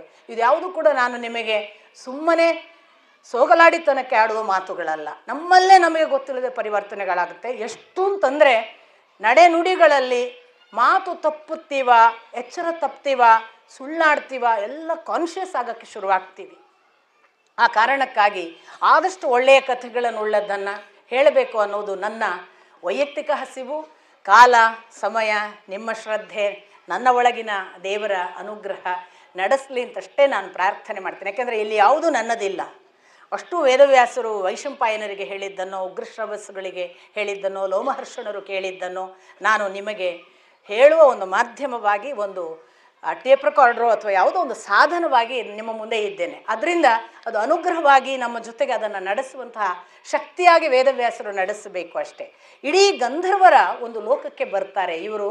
ಯಾವ ಪಾಂಚಾಲ ನಗರದ ನಡೆಗೆ ಹೊರಟ್ರಲ್ಲ, ಏಕಚಕ್ರಿಯ ನಗರದಿಂದ ಗಂಗಾ ನದಿ ದಡ ರಾತ್ರಿ ಹೊತ್ತು ಅವರಿಗೆ ಹೋಗುವಾಗ ಅಲ್ಲೊಂದು ರಾತ್ರಿಯ ಹೊತ್ತು ಅನ್ನುವ ಸಂದರ್ಭ ಬಿಟ್ಟರೆ ಭಯಕ್ಕಂತೂ ಬೇರೆ ಕಾರಣಗಳಿಲ್ಲ. 5 ಜನ ಅವ್ರ ಜೊತೆಗೆ ಒಳ್ಳೊಳ್ಳೆ ಯೋಧರು. ಮುಂದೆ ಹೋಗ್ತಿರ್ಬೇಕಾದ್ರೆ ಅಲ್ಲಿ ಒಬ್ಬ ಗಂಧರ್ವ ಇರ್ತಾನೆ, ಅಂಗಾರಪರ್ಣ, ನದಿಯಲ್ಲಿ ಕ್ರೀಡೆ ಆಡಿಕೊಂಡು. ಅವನು ಕುಂಭೀನಸಿ ಅನ್ನುವ ಹೆಣ್ಣಿನ ಜೊತೆಗೆ ಅವನು ಅಲ್ಲಿ ಆ ನದಿಯಲ್ಲಿ ಜಲಕ್ರೀಡೆ ಆಡುವಾಗ ಇವರು ನದಿಗೆ ಬಂದು ನೀರು ತಗೊಳ್ಳುವ ಒಂದು ಕಾರಣಕ್ಕೆ ನದಿಯನ್ನು ಸಮೀಪಿಸಿದ್ರು ಅಂತ ಗೊತ್ತಾದಾಗ ಅವನು ಉಗ್ರನಾಗ್ತಾನೆ. ನೋಡಿ, ಕೆಲವು ನಿಯಮಗಳನ್ನು ಹೇಳ್ತಾನೆ ಅವನು. ಅದು ಹೇಗೆ ಸಾಧ್ಯ? ಹಗಲು ಮಾತ್ರ ಮನುಷ್ಯರಿಗೆ ನದಿ, ರಾತ್ರಿ ಗಂಧರ್ವ ದೇವತೆಗಳಿಗೆ. ನೋಡಿ, ಇದೆಲ್ಲ ನಮಗೆ ಗೊತ್ತಿರಬೇಕಾದ ಕೆಲವು ಚುಟುಕು ಸಂದೇಶಗಳ ಹಾಗೆ ಧರ್ಮ ಮಾತುಗಳು, ಧರ್ಮದ ಸಂದೇಶಗಳು. ಏನು, ರಾತ್ರಿ ನದಿಗೆ ಬರತಕ್ಕದ್ದಲ್ಲ, ರಾತ್ರಿ ನದಿಗೆ ದೇವತೆಗಳು ಬರ್ತಾರೆ, ಗಂಧರ್ವರು ಬರ್ತಾರೆ, ಮನುಷ್ಯರಿಗೆ ಹಗಲಿಗೆ ಮಾತ್ರ ಅಂತ ಅವನು ಗಂಧರ್ವ ಒಂದು ದೊಡ್ಡ ಸಂದೇಶವನ್ನು ನಮಗೆ ಕೊಡುವ ಹಾಗೆ ಹೇಳ್ತಾನೆ. ಅರ್ಜುನ ಕೂಡಲೇ ಹೇಳ್ತಾನೆ, ಗಂಗೆ ಅಂದರೆ ಯಾರು ಅಂತ ತಿಳಿದಿದ್ಯಪ್ಪ? ಅವಳು ಆ ಒಂದು ಭಗವಂತನ ಕೃಪೆಯಿಂದ ಆಕಾಶ ಹಿಡಿದು ಭೂಲೋಕದವರೆಗೆ ಸಮಗ್ರವಾಗಿ ಸಮಗ್ರ ಉದ್ಧಾರಕ್ಕೆ ಬಂದವಳು. ನೀನವಳಿಗೆ ಸಮಯ ನಿಗದಿ ಮಾಡಲಿಕ್ಕೆ ನೀನ್ಯಾರು? ನಿನ್ನ ನಿಯಮಗಳನ್ನು ನಾವು ಪಾಲಿಸುವುದಿಲ್ಲ, ನಾವು ಗಂಗಾ ನದಿಗೆ ಬರುವವರೇ. ಮುಂದೆ ಅವರಿಬ್ಬರ ಮಧ್ಯೆ ಯುದ್ಧ ಆಗುತ್ತೆ. ಯಾವ ಮಟ್ಟದ ಯುದ್ಧ ಅಂದರೆ ಗಂಧರ್ವ ಸೋಲ್ಬೇಕಾಗತ್ತೆ ಅಂಗಾರಪರ್ಣ ಅರ್ಜುನನಿಗೆ. ಮುಂದೆ ಅಂಗಾರಪರ್ಣ ಸೋತು, ನಿನಗೆ ಚಾಕ್ಷುಷಿ ವಿದ್ಯೆಯನ್ನು ನಾನು ಅನುಗ್ರಹಿಸ್ತೇನೆ. ಅದು ನನಗೆ ಮನು, ಸೋಮ ಅಲ್ಲಿಂದ ಬಂದಂತಹ ಒಂದು ವಿಶ್ವಾವಸು ಅವರ ಮುಖಾಂತರ ಬಂದ ವಿದ್ಯೆ. ಈ ಚಾಕ್ಷುಷಿ ವಿದ್ಯೆ ಏನು ಅಂದರೆ, ನೀನು ಒಬ್ಬರನ್ನು ನೋಡುವುದಕ್ಕೆ ನಿನ್ನಷ್ಟಕ್ಕೆ ಮನಸ್ಸು ಮಾಡಿದರೆ ತ್ರಿಲೋಕದ ಯಾವುದೇ ವಸ್ತುವನ್ನು ಸೂಕ್ಷ್ಮವಾಗಿ ಬೃಹತ್ ಆಗಿ ನೋಡಬಹುದು ಅಂತ. ಅಂಥದ್ದೊಂದು ಚಾಕ್ಷುಷಿ ವಿದ್ಯೆಯನ್ನು ಕೊಡ್ತೇನೆ. ನಾನು ತಗೊಳ್ಳೋದಿಲ್ಲ ಅಂತಾನೆ. ವಿನಿಮಯಕ್ಕೆ ಕೊಡಪ್ಪ, ಏನಾದರೂ ನೀನು ಕೊಡು, ನಾನು ಕೊಡ್ತೇನೆ. ವಿನಿಮಯಕ್ಕೆ ಓಕೆ, ಹಾಗೆ ತಗೊಳ್ಳೋಂಗಿಲ್ಲ ನಾವು. ಹಾಗಾದರೆ ಆ ವಿನಿಮಯ ಏನು? ನೀನು ನಿನ್ನ ಆಗ್ನೇಯಾಸ್ತ್ರ ನನಗೆ ಕೊಡು. ಅಗ್ನಿವೇಶರಿಂದ, ನಿಮಗೆ ಗೊತ್ತು, ದ್ರೋಣರು ಅಗ್ನಿವೇಶರಿಂದ ಪಡೆದ ಆಗ್ನೇಯಾಸ್ತ್ರ, ಅದನ್ನು ಕೊಡು, ನಾನು ನಿನಗೆ ಇದನ್ನು ಕೊಡ್ತೇನೆ. ಒಪ್ಪಿಗೆ ಆಗುತ್ತೆ. ಆದರೆ ಅಷ್ಟರಲ್ಲಿ 1-2 ಬಾರಿ ತಪತಿವರ್ಧನ, ತಾಪತ್ಯ ಅಂತೆಲ್ಲ ಕರೀತಾನೆ ಈ ಗಂಧರ್ವ ಅರ್ಜುನನನ್ನು. ಇವನಿಗೆ ಕುತೂಹಲ ಆಗುತ್ತೆ, ನೀನು ಆಗದಿಂದ ನನ್ನನ್ನು ತಪತಿವರ್ಧನ, ತಾಪತ್ಯ ಯಾಕೆ ಕರೆದಿ? ಆಗ ನಿಮಗೆ ನಾನು ಹೇಳಿದ ಭರತ ಕುಲ ನೀವು ನೆನಪು ಮಾಡಿಕೊಂಡರೆ, ಭರತನಿಗೆ ಭುಮನ್ಯ, ಸುಹೋತ್ರ 2 ಮಕ್ಕಳು. ಆ ಸುಹೋತ್ರನ ನಂತರ ಹುಟ್ಟಿದವನೇ ಹಸ್ತಿ. ನಾನು ಹೇಳಿದ್ದೆ, ಹಸ್ತಿಗೆ ನಾನು ನಿಮಗೆ ಹೇಳುವಾಗ 2 ಮಕ್ಕಳನ್ನು ಆಗ ಉಲ್ಲೇಖ ಮಾಡಿದ್ದು. ಅಂದರೆ ಒಬ್ಬರ ನಂತರ ಒಬ್ಬ ಮೊಮ್ಮಗ ಅನ್ನುವ ಲೆಕ್ಕದಲ್ಲಿ. ಅದು ಒಂದು ವಿಕುಂಠನ, ಇನ್ನೊಂದು ಅಜಮೀಢ. ಆ ಅಜಮೀಢನಿಗೆ 124 ಮಕ್ಕಳು, 4 ಹೆಂಡಂದಿರು ಅಂತ ಹೇಳಿದ್ದೆ. ಆ 124 ಮಕ್ಕಳಲ್ಲಿ ಕುರುವಂಶವನ್ನು ಮುಂದುವರಿಸಿದವ ಸಂವರಣ ಅಂತ ಹೇಳಿದ್ದೆ ನಾನು. ಈ ಸಂವರಣ ಹೇಗೆ ತಪತಿಯನ್ನು ವರಿಸಿದ? ತಪತಿ ಯಾರು? ಸೂರ್ಯನ ಮಗಳು. ಅವಳು ಯಾಕೆ ತಪಸ್ಸು ಮಾಡಿದ್ಲು? ಅವಳಿಗಾಗಿ ಸಂವರಣ 12 ದಿನ ಸೂರ್ಯೋದಯ ಸೂರ್ಯಾಸ್ತದವರೆಗೆ ತಪಸ್ಸು ಮಾಡಿ ಮೂರ್ಛೆ ಹೋಗಿ ಕಾಡಿನಲ್ಲಿ ಬಿದ್ದಂತಹ ರಾಜ. ಮುಂದೆ ವಸಿಷ್ಠರು ತಪಸ್ಸು ಮಾಡಿ ಸೂರ್ಯನನ್ನು ಒಪ್ಪಿಸಿ ತಪತಿಯನ್ನು ಮದುವೆ ಮಾಡಿಸಿದ್ರಿಂದ ನಿಮ್ಮ ವಂಶದಲ್ಲಿ ಸಂವರಣ ತಪತಿಯನ್ನು ಮದುವೆ ಆಗಿದ್ದಾನೆ. ಸಂವರಣ ನಂತರ ಕುರುವಿನಿಂದ ವಿದೂರ, ಅನ್ವಶ್ವ, ಪರೀಕ್ಷಿತ, ಭೀಮಸೇನ, ಆ ಬಳಿಕ ಬಂದವರೇ ಪ್ರತಿಶ್ರವಸ, ಪ್ರತೀಪ. ಮೊನ್ನೆ ದಿನ ಹೇಳಿದೆ, ಪ್ರತೀಪನ ಮಗನೇ ಶಾಂತನು. ಆದ್ದರಿಂದ ನಿಮ್ಮ ವಂಶದ ಸಂವರಣನ ಹೆಂಡತಿ ತಪತಿ, ಆದ್ದರಿಂದ ನೀವು ತಪತಿಗಳು. ತಾಪತ್ಯ, ಗಾಂಗೇಯ, ಧಾರ್ತರಾಷ್ಟ್ರ ಎಲ್ಲ ಹೇಳಿದ ಹಾಗೆ. ಸೊ ನೀವು ಆ ಕಾರಣಕ್ಕಾಗಿ ತಾಪತ್ಯರು ಅಂತ ಅವನಿಗೊಂದು ಪೂರ್ವ ಚರಿತ್ರೆ ಗೊತ್ತಾಯಿತು. ಅಷ್ಟು ಮಾತ್ರ ಅಲ್ಲ, ವಸಿಷ್ಠರು ಯಾರು ಅವರ ಹಿನ್ನೆಲೆ ಕೇಳ್ತಾನೆ. ವಸಿಷ್ಠರ ಕತೆ ಬರುತ್ತೆ, ವಸಿಷ್ಠರ ವಿಶ್ವಾಮಿತ್ರರ ಕದನ ಬರುತ್ತೆ, ಅದು ಕಾಮಧೇನುವಿನ ವಧೆ ಬರುತ್ತೆ. ಆಗ ವಸಿಷ್ಠರಿಗೆ ಕೋಪವೇ ಬಾರದ ಬಹಳ ಸುಂದರ ವಿವರಣೆಗಳಿವೆ, ಓದಿ. ತುಂಬ ಅದ್ಭುತವಾದ, ಒಬ್ಬ ಮನುಷ್ಯ ಏನು ಮಾಡಿದರೂ ಕೋಪ ಮಾಡಲ್ವಲ್ಲ ಅಂತ. ಆ ದನ ಬಂದು ಕೂತ್ಕೊಳ್ಳುತ್ತೆ, ಕಾಮಧೇನು ನನ್ನ ಕರುವನ್ನು ಕೊರಳಿಗೆ ಹಗ್ಗ ಹಾಕಿ ಎಳ್ಕೊಂಡು ಹೋಗ್ತಿದ್ದಾನೆ, ಆದರೂ ನೀನು ನಿನ್ನ ತಪಸ್ಸು ಅಥವಾ ಶಕ್ತಿ ಯೂಸ್ ಮಾಡಿ ಏನೂ ಮಾಡಲ್ವಾ ಅಂತ. ನನಗೆ ಕೋಪನೇ ಬರಲ್ಲ, ನಾನು ಏನು ಮಾಡಲಿ ಅಂತಾರೆ ವಸಿಷ್ಠರು. ತುಂಬ ಚೆನ್ನಾಗಿದೆ. ಕೋಪವೇ ಇಲ್ಲದೆ ಇದ್ದರೆ ಯಾವ ಹಂತ ಮುಟ್ಟಬಹುದು ಅನ್ನೋದಕ್ಕೆ ಅದರ ಪರಿಣಾಮವಾಗಿ ಮುಂದೆ ಶಕ್ತಿಯನ್ನು ವಧೆ ಮಾಡ್ತಾನೆ. ನಿಮಗೆ ಗೊತ್ತು, ವಿಶ್ವಾಮಿತ್ರರಿಗೆ ಯಾವ ದ್ವೇಷ ಅಂದರೆ ಅವರ ವಂಶವನ್ನಿಲ್ಲವಾಗಿಸಬೇಕು ಅಂತ ಶಕ್ತಿಯನ್ನು ಕೊಲ್ಲುವಂತಹ ಒಂದು ದಾರಿ ಹುಡುಕ್ತಾನೆ. ಆ್ಯಕ್ಚುಲಿ ಕಲ್ಮಾಶಪಾದ ಆಗಲೇ ಬರುವುದು, ಆ ಕಲ್ಮಾಶಪಾದನೆಗೆ ಶಕ್ತಿ ಶಾಪ ಕೊಡೋದು. ಆ ಕಲ್ಮಾಶಪಾದನೆಗೆ ಶಕ್ತಿ ಏನು ಶಾಪ ಅಂದರೆ ನೀನು ನರಭಕ್ಷಕನಾಗು ಅಂತ. ಈ ನರಭಕ್ಷಕನಾಗು ಅನ್ನುವ ವೇಳೆಗೇನೆ ದೂರದಿಂದ ನೋಡಿದ ವಿಶ್ವಾಮಿತ್ರ ಏನು ಮಾಡ್ತಾನೆ, ಕಿಂಕರ ಅನ್ನುವ ರಾಕ್ಷಸನನ್ನು ಅವನ ಒಳಗೆ ಸೇರಿಸಿ ಬಿಡ್ತಾನೆ. ಇತ್ತ ಇನ್ನೊಬ್ಬ ಬ್ರಾಹ್ಮಣನ ಶಾಪ ಇರುತ್ತೆ ಕಲ್ಮಾಶಪಾದನೆಗೆ. ಅವನೊಬ್ಬ ಋಷಿಗಳು ಸಮಯಕ್ಕೆ ಬೇಗನೆ ಬಂದು ಊಟ ಬೇಡಿ ಅಂದಾಗ ಅಲ್ಲಿ ಏನಿದೆಯೋ ಅದನ್ನು ಮಾಡಿ ಹಾಕಿಂತ ಮಾಂಸ ಅಡುಗೆ ಮಾಡಿಸಿ ಬಿಟ್ಟಿರ್ತಾನೆ. ಮಾಂಸದ ಅಡುಗೆ ಹಾಕಿದ್ದಿ ಅಂತ ಹೇಳಿ ಅವನು ಏನು ಹೇಳ್ತಾನೆ, ನೀನು ನರಭಕ್ಷಕ ಆಗು ಅಂತ. ಅಲ್ಲೊಬ್ಬ ಬ್ರಾಹ್ಮಣನ ಶಾಪ ಈ ಕಲ್ಮಾಶಪಾದನೆಗೆ. ಎಲ್ಲ ಸೇರಿ ಅವನು ತುಂಬ ಹಸಿದಾಗ ಹೋಗಿ ಶಕ್ತಿಯನ್ನು ಒಂದು ದಿನ ನರಭಕ್ಷಣೆ ಮಾಡ್ತಾನೆ. ಇದು ಕಲ್ಮಾಶಪಾದನ ಕತೆ. ಕಲ್ಮಾಶಪಾದನ ಮದಯಂತಿ ಅನ್ನುವ ಹೆಂಡತಿಗೆ ಅಶ್ಮಕ ಅನ್ನುವ ಮಗ ಹುಟ್ಟುವ ವಸಿಷ್ಠರ ಇನ್ನೊಂದು ಕಥೆ ಇದೆ, ಅದಕ್ಕೆ ಕಾರಣವಾದ ಘಟನೆ ಇದೆ. ಎಲ್ಲ ಓದಿ, ತುಂಬ ಸುಂದರವಾಗಿದೆ. ಯಾಕೆ ವಸಿಷ್ಠರಿಗೆ ಅಶ್ಮಕ ಹುಟ್ಟಿದ ಅಂತ. ಅಲ್ಲಿನ ನಂತರ ವಸಿಷ್ಠರ ಮಗ ಶಕ್ತಿಗೆ ಇರುವ ಹೆಂಡತಿ ಅದೃಶ್ಯವಂತಿ, ಅವಳು ಆ್ಯಕ್ಚುಲಿ ಹೇಗೆ ಹೆಡದ್ಲು, ಅವಳು ಶಕ್ತಿ ಸಾಯುವಾಗ ಅವಳ ಗರ್ಭದಲ್ಲಿ ಒಂದು ಮಗು ಇತ್ತು. ಆ ಮಗು ಇದ್ದದ್ದು ಇವರಿಗೆ ಗೊತ್ತಿಲ್ಲ. ಶಕ್ತಿ ಸತ್ತ ಮೇಲೆ ತಾನು ಯಾಕೆ ಬದುಕಬೇಕು ಅಂತ ವಸಿಷ್ಠರು ಸುಮಾರು 5 ಬಾರಿ ಆತ್ಮಹತ್ಯೆ ಪ್ರಯತ್ನ ಮಾಡ್ತಾರೆ. ಅವೆಲ್ಲ ವಿವರಣೆಗಳಿವೆ. ಮುಂದೆ ಆತ್ಮಹತ್ಯೆ ಯಾವ ಕಾರಣಕ್ಕೂ ಸಾಧ್ಯವಾಗದೆ ಬದುಕಿ ಇರುವಾಗ ಅದೃಶ್ಯವಂತಿ ಬಂದು ಹೇಳ್ತಾಳೆ, ನನ್ನ ಹೊಟ್ಟೆಯಲ್ಲಿ ಮಗ ಇದ್ದಾನೆ. ಅವನೇ ನಾವು ಈಗಾಗಲೇ ನೋಡಿದ ಪರಾಶರ, ಶಕ್ತಿಯ ಮಗ, ಅದೃಶ್ಯವಂತಿಯ ಹೊಟ್ಟೆಯಲ್ಲಿ ಹುಟ್ಟುವವನು. ಆ ಪರಾಶರನೇ ಮುಂದೆ ಈ ಥರ ನನಗೆ ಮಾಡಿದ್ರಲ್ಲ ಇವರು, ನಮ್ಮ ಅಪ್ಪನನ್ನು ಕೊಂದ್ರಲ್ಲ ಅಂತ ರಾಕ್ಷಸ ವಂಶವನ್ನೇ ನಿರ್ವಂಶ ಮಾಡಲಿಕ್ಕೆ ಯಜ್ಞ ಮಾಡಲಿಕ್ಕೆ ಕೂತ್ಕೊಳ್ತಾನೆ. ಆಗ ವಸಿಷ್ಠರು ಭೃಗು ವಂಶದ ಕಥೆಯಲ್ಲಿ ಊರು ಅಥವಾ ತೊಡೆಯಿಂದ ಹುಟ್ಟಿದ ಔರ್ವನ ಕಥೆ ಹೇಳ್ತಾರೆ. ಅದೆಲ್ಲ ಇದೆ ನಿಮಗೆ. ಔರ್ವನಿಂದ ಹೇಗೆ ಮತ್ತೆ ಜಮದಗ್ನಿ, ರುಚಿಕ, ಜಮದಗ್ನಿ, ಪರಶುರಾಮ, ಈ ಎಲ್ಲ ಕಥೆಗಳಿವೆ. ನಾನು ಅವುಗಳನ್ನೆಲ್ಲ ಓಟಕ್ಕೆ ಹಚ್ಚಿದ್ದೇನೆ. ಯಾಕೆಂದರೆ ಒಂದೋ ನಾನು ಓಡಬೇಕು, ಇಲ್ಲ ಅವುಗಳು ಓಡಬೇಕು, ಎರಡರಲ್ಲಿ ಒಂದೇ ಸಾಧ್ಯ ನಮಗೆ. ಹಾಗಾಗಿ ಅಂಥ ಔರ್ವನ ಕಥೆಯನ್ನೆಲ್ಲ ಹೇಳಿ ವಸಿಷ್ಠರು ಸಮಾಧಾನಿಸ್ತಾರೆ. ಹೀಗಾಗಿ ನೋಡಿ, 2 ಘಟನೆಗಳು. ಔರ್ವ ಒಂದು ತಪಸ್ಸು ಮಾಡಿ ಯಜ್ಞ ಮಾಡಿ ಎಲ್ಲ ಕ್ಷತ್ರಿಯ ನಾಶ ಮಾಡೋಕ್ಕೊಂದು ಯಜ್ಞ ಮಾಡ್ತಾನೆ. ಅದನ್ನು ತಂಪು ಮಾಡಲಿಕ್ಕಾಗಿ ಬಹಳ ಜನ ಋಷಿಗಳು ಬಂದು ಕೇಳಿಕೊಳ್ಳಲಾಗಿ ಅವನ ಯಜ್ಞವನ್ನು ನಿಲ್ಲಿಸಿ ತನ್ನ ಆ ಯಜ್ಞಾಗ್ನಿಯನ್ನು ತಗೊಂಡೋಗಿ ಶಾಂತ ಮಾಡಿದ್ದು ಎಲ್ಲಿ ಅಂದರೆ ಸಮುದ್ರದ ಒಳಗೆ ಹಾಕಿ. ವೇದವ್ಯಾಸರು ದಾಖಲಿಸ್ತಾರೆ, ಸಮುದ್ರದ ಒಳಗೆ ಇರುವ ಒಡವಾಗ್ನಿ ಅಥವಾ ನಾವು ಬಡವಾಗ್ನಿ ಅಂತ ಏನು ಹೇಳ್ತೇವೆ, ಅದು ಅಂದು ಔರ್ವ ಹಾಕಿದ ಅಗ್ನಿ ಅಂತ. ಇನ್ನೊಂದು ವೇದವ್ಯಾಸರು ಹೇಳ್ತಾರೆ, ಪರಾಶರನನ್ನು ಶಾಂತ ಮಾಡಲಾಯಿತು, ನೀನು ಹಾಗೆ ರಾಕ್ಷಸರನ್ನು ಸಂಹಾರ. ಎಲ್ಲ ರಾಕ್ಷಸರು ಎಲ್ಲಿ ತಪ್ಪು ಮಾಡಿದಾರಪ್ಪ, ಯಾವನೋ ಒಬ್ಬ ರಾಕ್ಷಸ, ಅದಕ್ಕೆ ಕಾರಣಗಳಿತ್ತು. ಇದೆಲ್ಲವನ್ನು ಸಮಾಧಾನಿಸಿ ವಸಿಷ್ಠರು ಅವನ ಯಜ್ಞವನ್ನು ಶಾಂತ ಮಾಡಿದಾಗ ಯಜ್ಞೇಶ್ವರನನ್ನು ಆವಾಹಿಸಿ ಆಗಿದೆ, ಆ ಅಗ್ನಿಯನ್ನು ಎಲ್ಲಿಗಾದರೂ ತಗೊಂಡೋಗಿ ಹಾಕಬೇಕು. ಅವನು ತೆಗೆದುಕೊಂಡು ಹಿಮವತ್ ಪರ್ವತದ ಉತ್ತರ ಭಾಗದ ಕಾಡಿನಲ್ಲಿ ಹಾಕಿದನಂತೆ. ಅದಕ್ಕೆ ಆಗೊಮ್ಮೆ ಈಗೊಮ್ಮೆ ಪರ್ವಕಾಲದಲ್ಲಿ ಕಾಡ್ಗಿಚ್ಚುಗಳು ಹುಟ್ಟಿಕೊಳ್ಳುತ್ತವೆ ಅಂತ ವೇದವ್ಯಾಸರು ಬರೀತಾರೆ. ನನಗೆ ಗೊತ್ತಿಲ್ಲ, ನನಗಿವೆಲ್ಲ ಕೇಳೋದಕ್ಕಂತೂ ಬಹಳ ಅಪೂರ್ವವಾದ ಮತ್ತು ಅದ್ಭುತವಾದ ಒಂದು ರೆಕಾರ್ಡಿನ ಹಾಗೆ ಅನ್ನಿಸ್ತದೆ. ಶೋಧನೆ ಮಾಡಬೇಕು ಮೂಲೆಯಲ್ಲಿ. ಯಾಕಂದರೆ ನೋಡಿ, ನಾವು ಎಷ್ಟು ಸಾರಿ ನೋಡ್ತೇವೆ ಕಾಡ್ಗಿಚ್ಚು ಯಾಕೆ ಹುಟ್ಟಿತ್ತು ಅಂತ ನಮ್ಗೆ ಗೊತ್ತೇ ಆಗಲ್ಲ.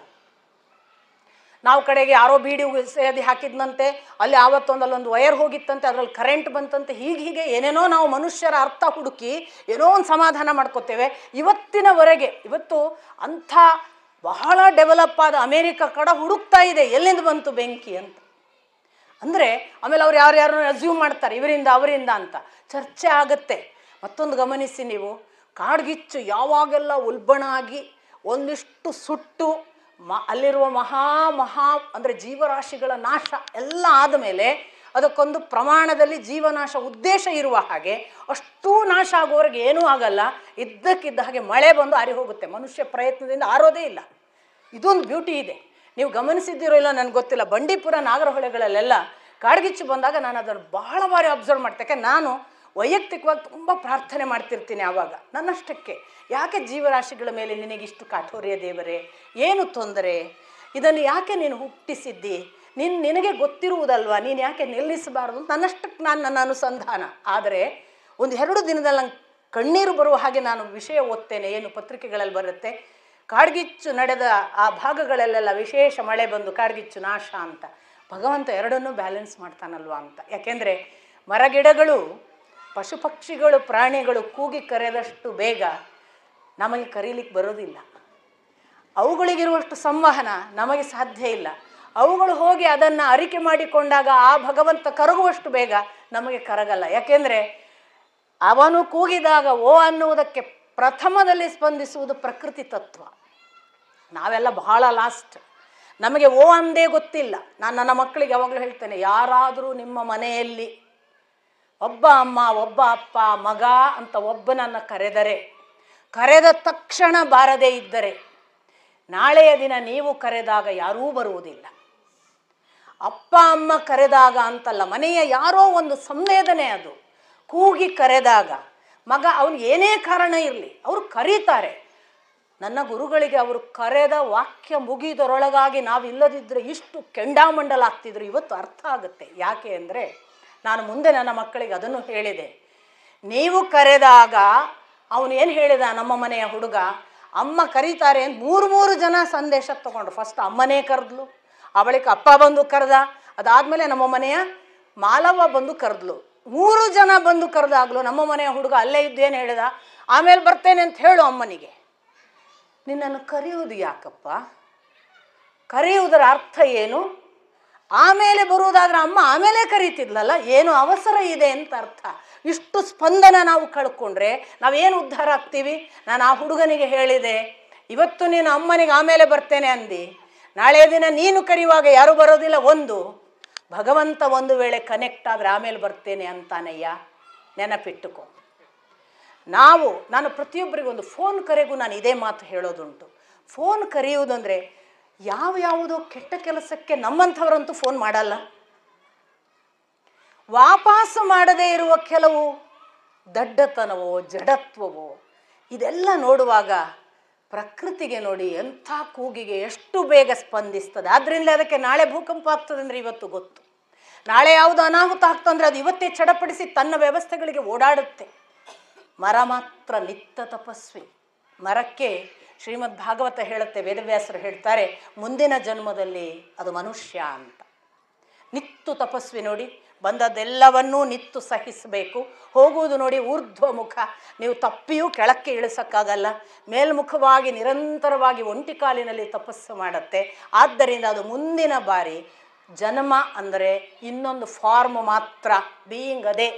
ಈ ಗಿಡದಲ್ಲಿರುವ ಬೀಯಿಂಗ್ ಮತ್ತೆ ಬಂದು ಆ ಇನ್ನೊಂದು ಮನುಷ್ಯನ ಬಾಡಿ ತಗೊಳ್ತದೆ ಅನ್ನುವಾಗ ಅವರು ಕೊಡುವ ಆ ಒಂದು ಕಾನ್ಸೆಪ್ಟ್ ಇದೆಯಲ್ಲ, ಇವುಗಳನ್ನೆಲ್ಲ ಮನಸ್ಸಿನಲ್ಲಿ ಇಟ್ಟುಕೊಂಡು ನೋಡಿದಾಗ ನನಗೆ ಪರಾಶರರು ಆ ಅಗ್ನಿಯನ್ನು ಅಲ್ಲೆಲ್ಲೋ ಹಿಮವತ್ ಪರ್ವತದ ಆಚೆಗೆ ಹಾಕಿ ಪರ್ವಕಾಲದಲ್ಲಿ ಕಾಡ್ಗಿಚ್ಚು ಉಂಟಾಗ್ತದೆ ಅನ್ನುವಾಗ ಪ್ರಕೃತಿ ತತ್ವದ ಜೊತೆಗೆ ಭಗವಂತನ ಒಂದು ಮಹಾ ಸಂವಹನ ಮತ್ತು ಅದರ ಮೂಲಕ ನಮಗೊಂದು ಪಾಠ, ಇವೆಲ್ಲವನ್ನು ಅವರು ಹೇಳ್ತಾರೆ ಅಂತ ನಾನು ಭಾವಿಸ್ತೇನೆ.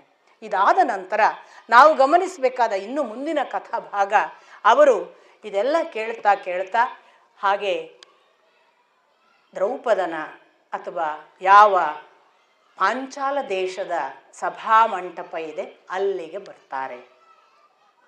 ಆ ಸಭಾಮಂಟಪ ಸಿದ್ಧವಾಗಿದೆ.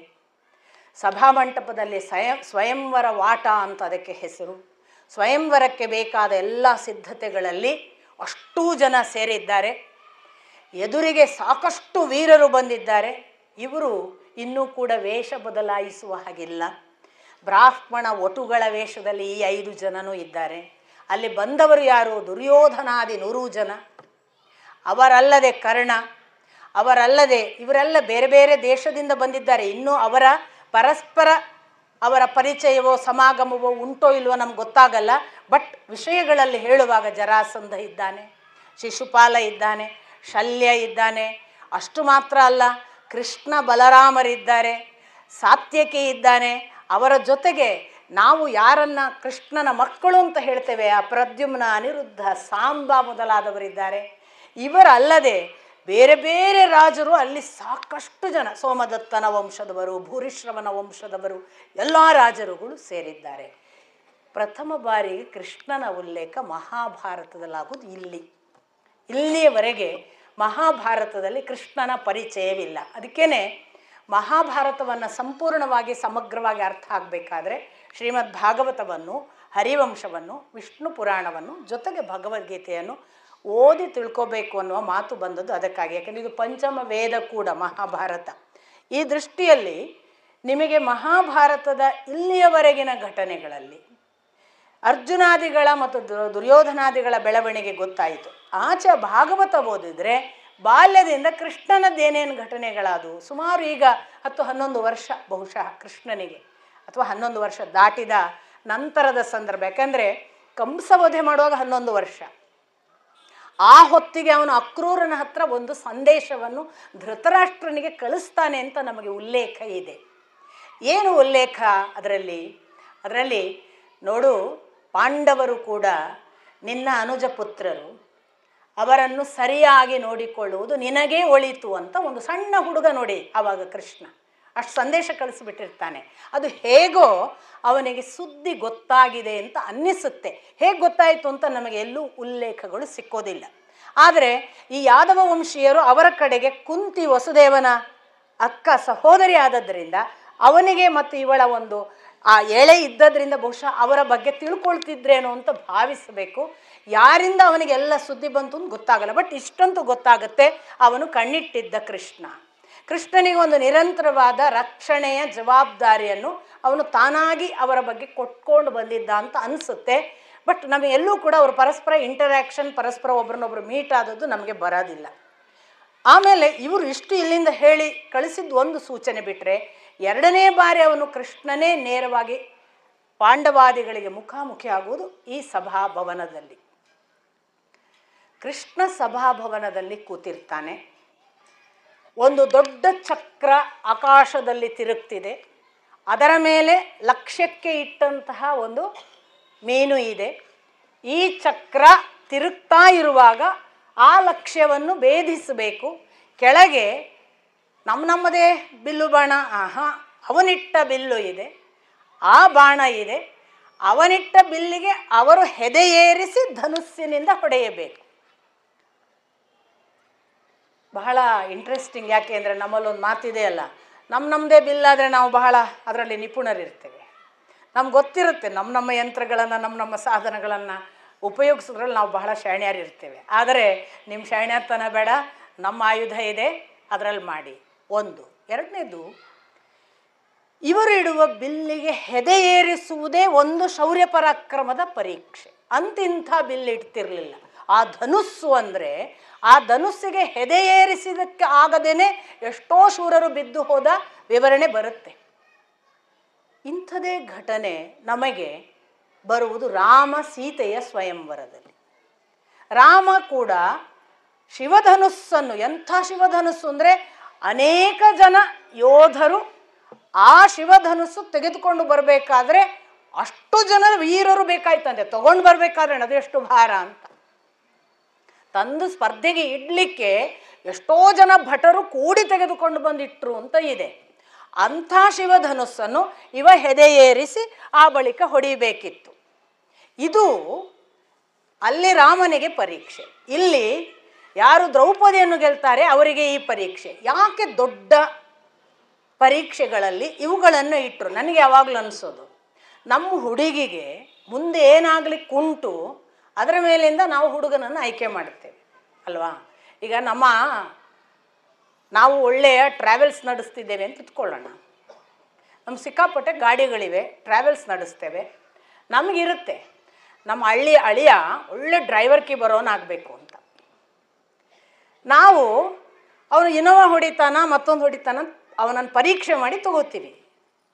ಅವನ ಕೆಪಾಸಿಟಿ ನಮ್ಮ ಅವಶ್ಯಕತೆಗೆ ಅನುಗುಣವಾಗಿ ಮಾಡುವ ಪರೀಕ್ಷೆಯಾಗಿ ಇರುತ್ತೆ. ಅಥವಾ ನಾವು ಇನ್ಯಾವುದು ಅದಕ್ಕಿಂತ ಆಚೆನೆ, ನಾವು ಬಿಸ್ನೆಸ್ ಮೆನ್ಗಳಾದರೆ ಬಿಸ್ನೆಸ್ಸಿನಲ್ಲಿ ಅವನೆಷ್ಟು ದೊಡ್ಡವನು, ಅಥವಾ ಒಳ್ಳೆ ವಿದ್ಯಾವಂತಳು ನನ್ನ ಮಗಳಿದ್ರೆ ನಾನು ಅದಕ್ಕಿಂತ ಒಳ್ಳೆಯ ವಿದ್ಯಾವಂತ ಯಾರು, ಹೀಗೆ ನಾವು ನಮಗೆ ಸಮಾನರನ್ನು ಪರೀಕ್ಷೆಗೆ ನೋಡ್ತೇವೆ.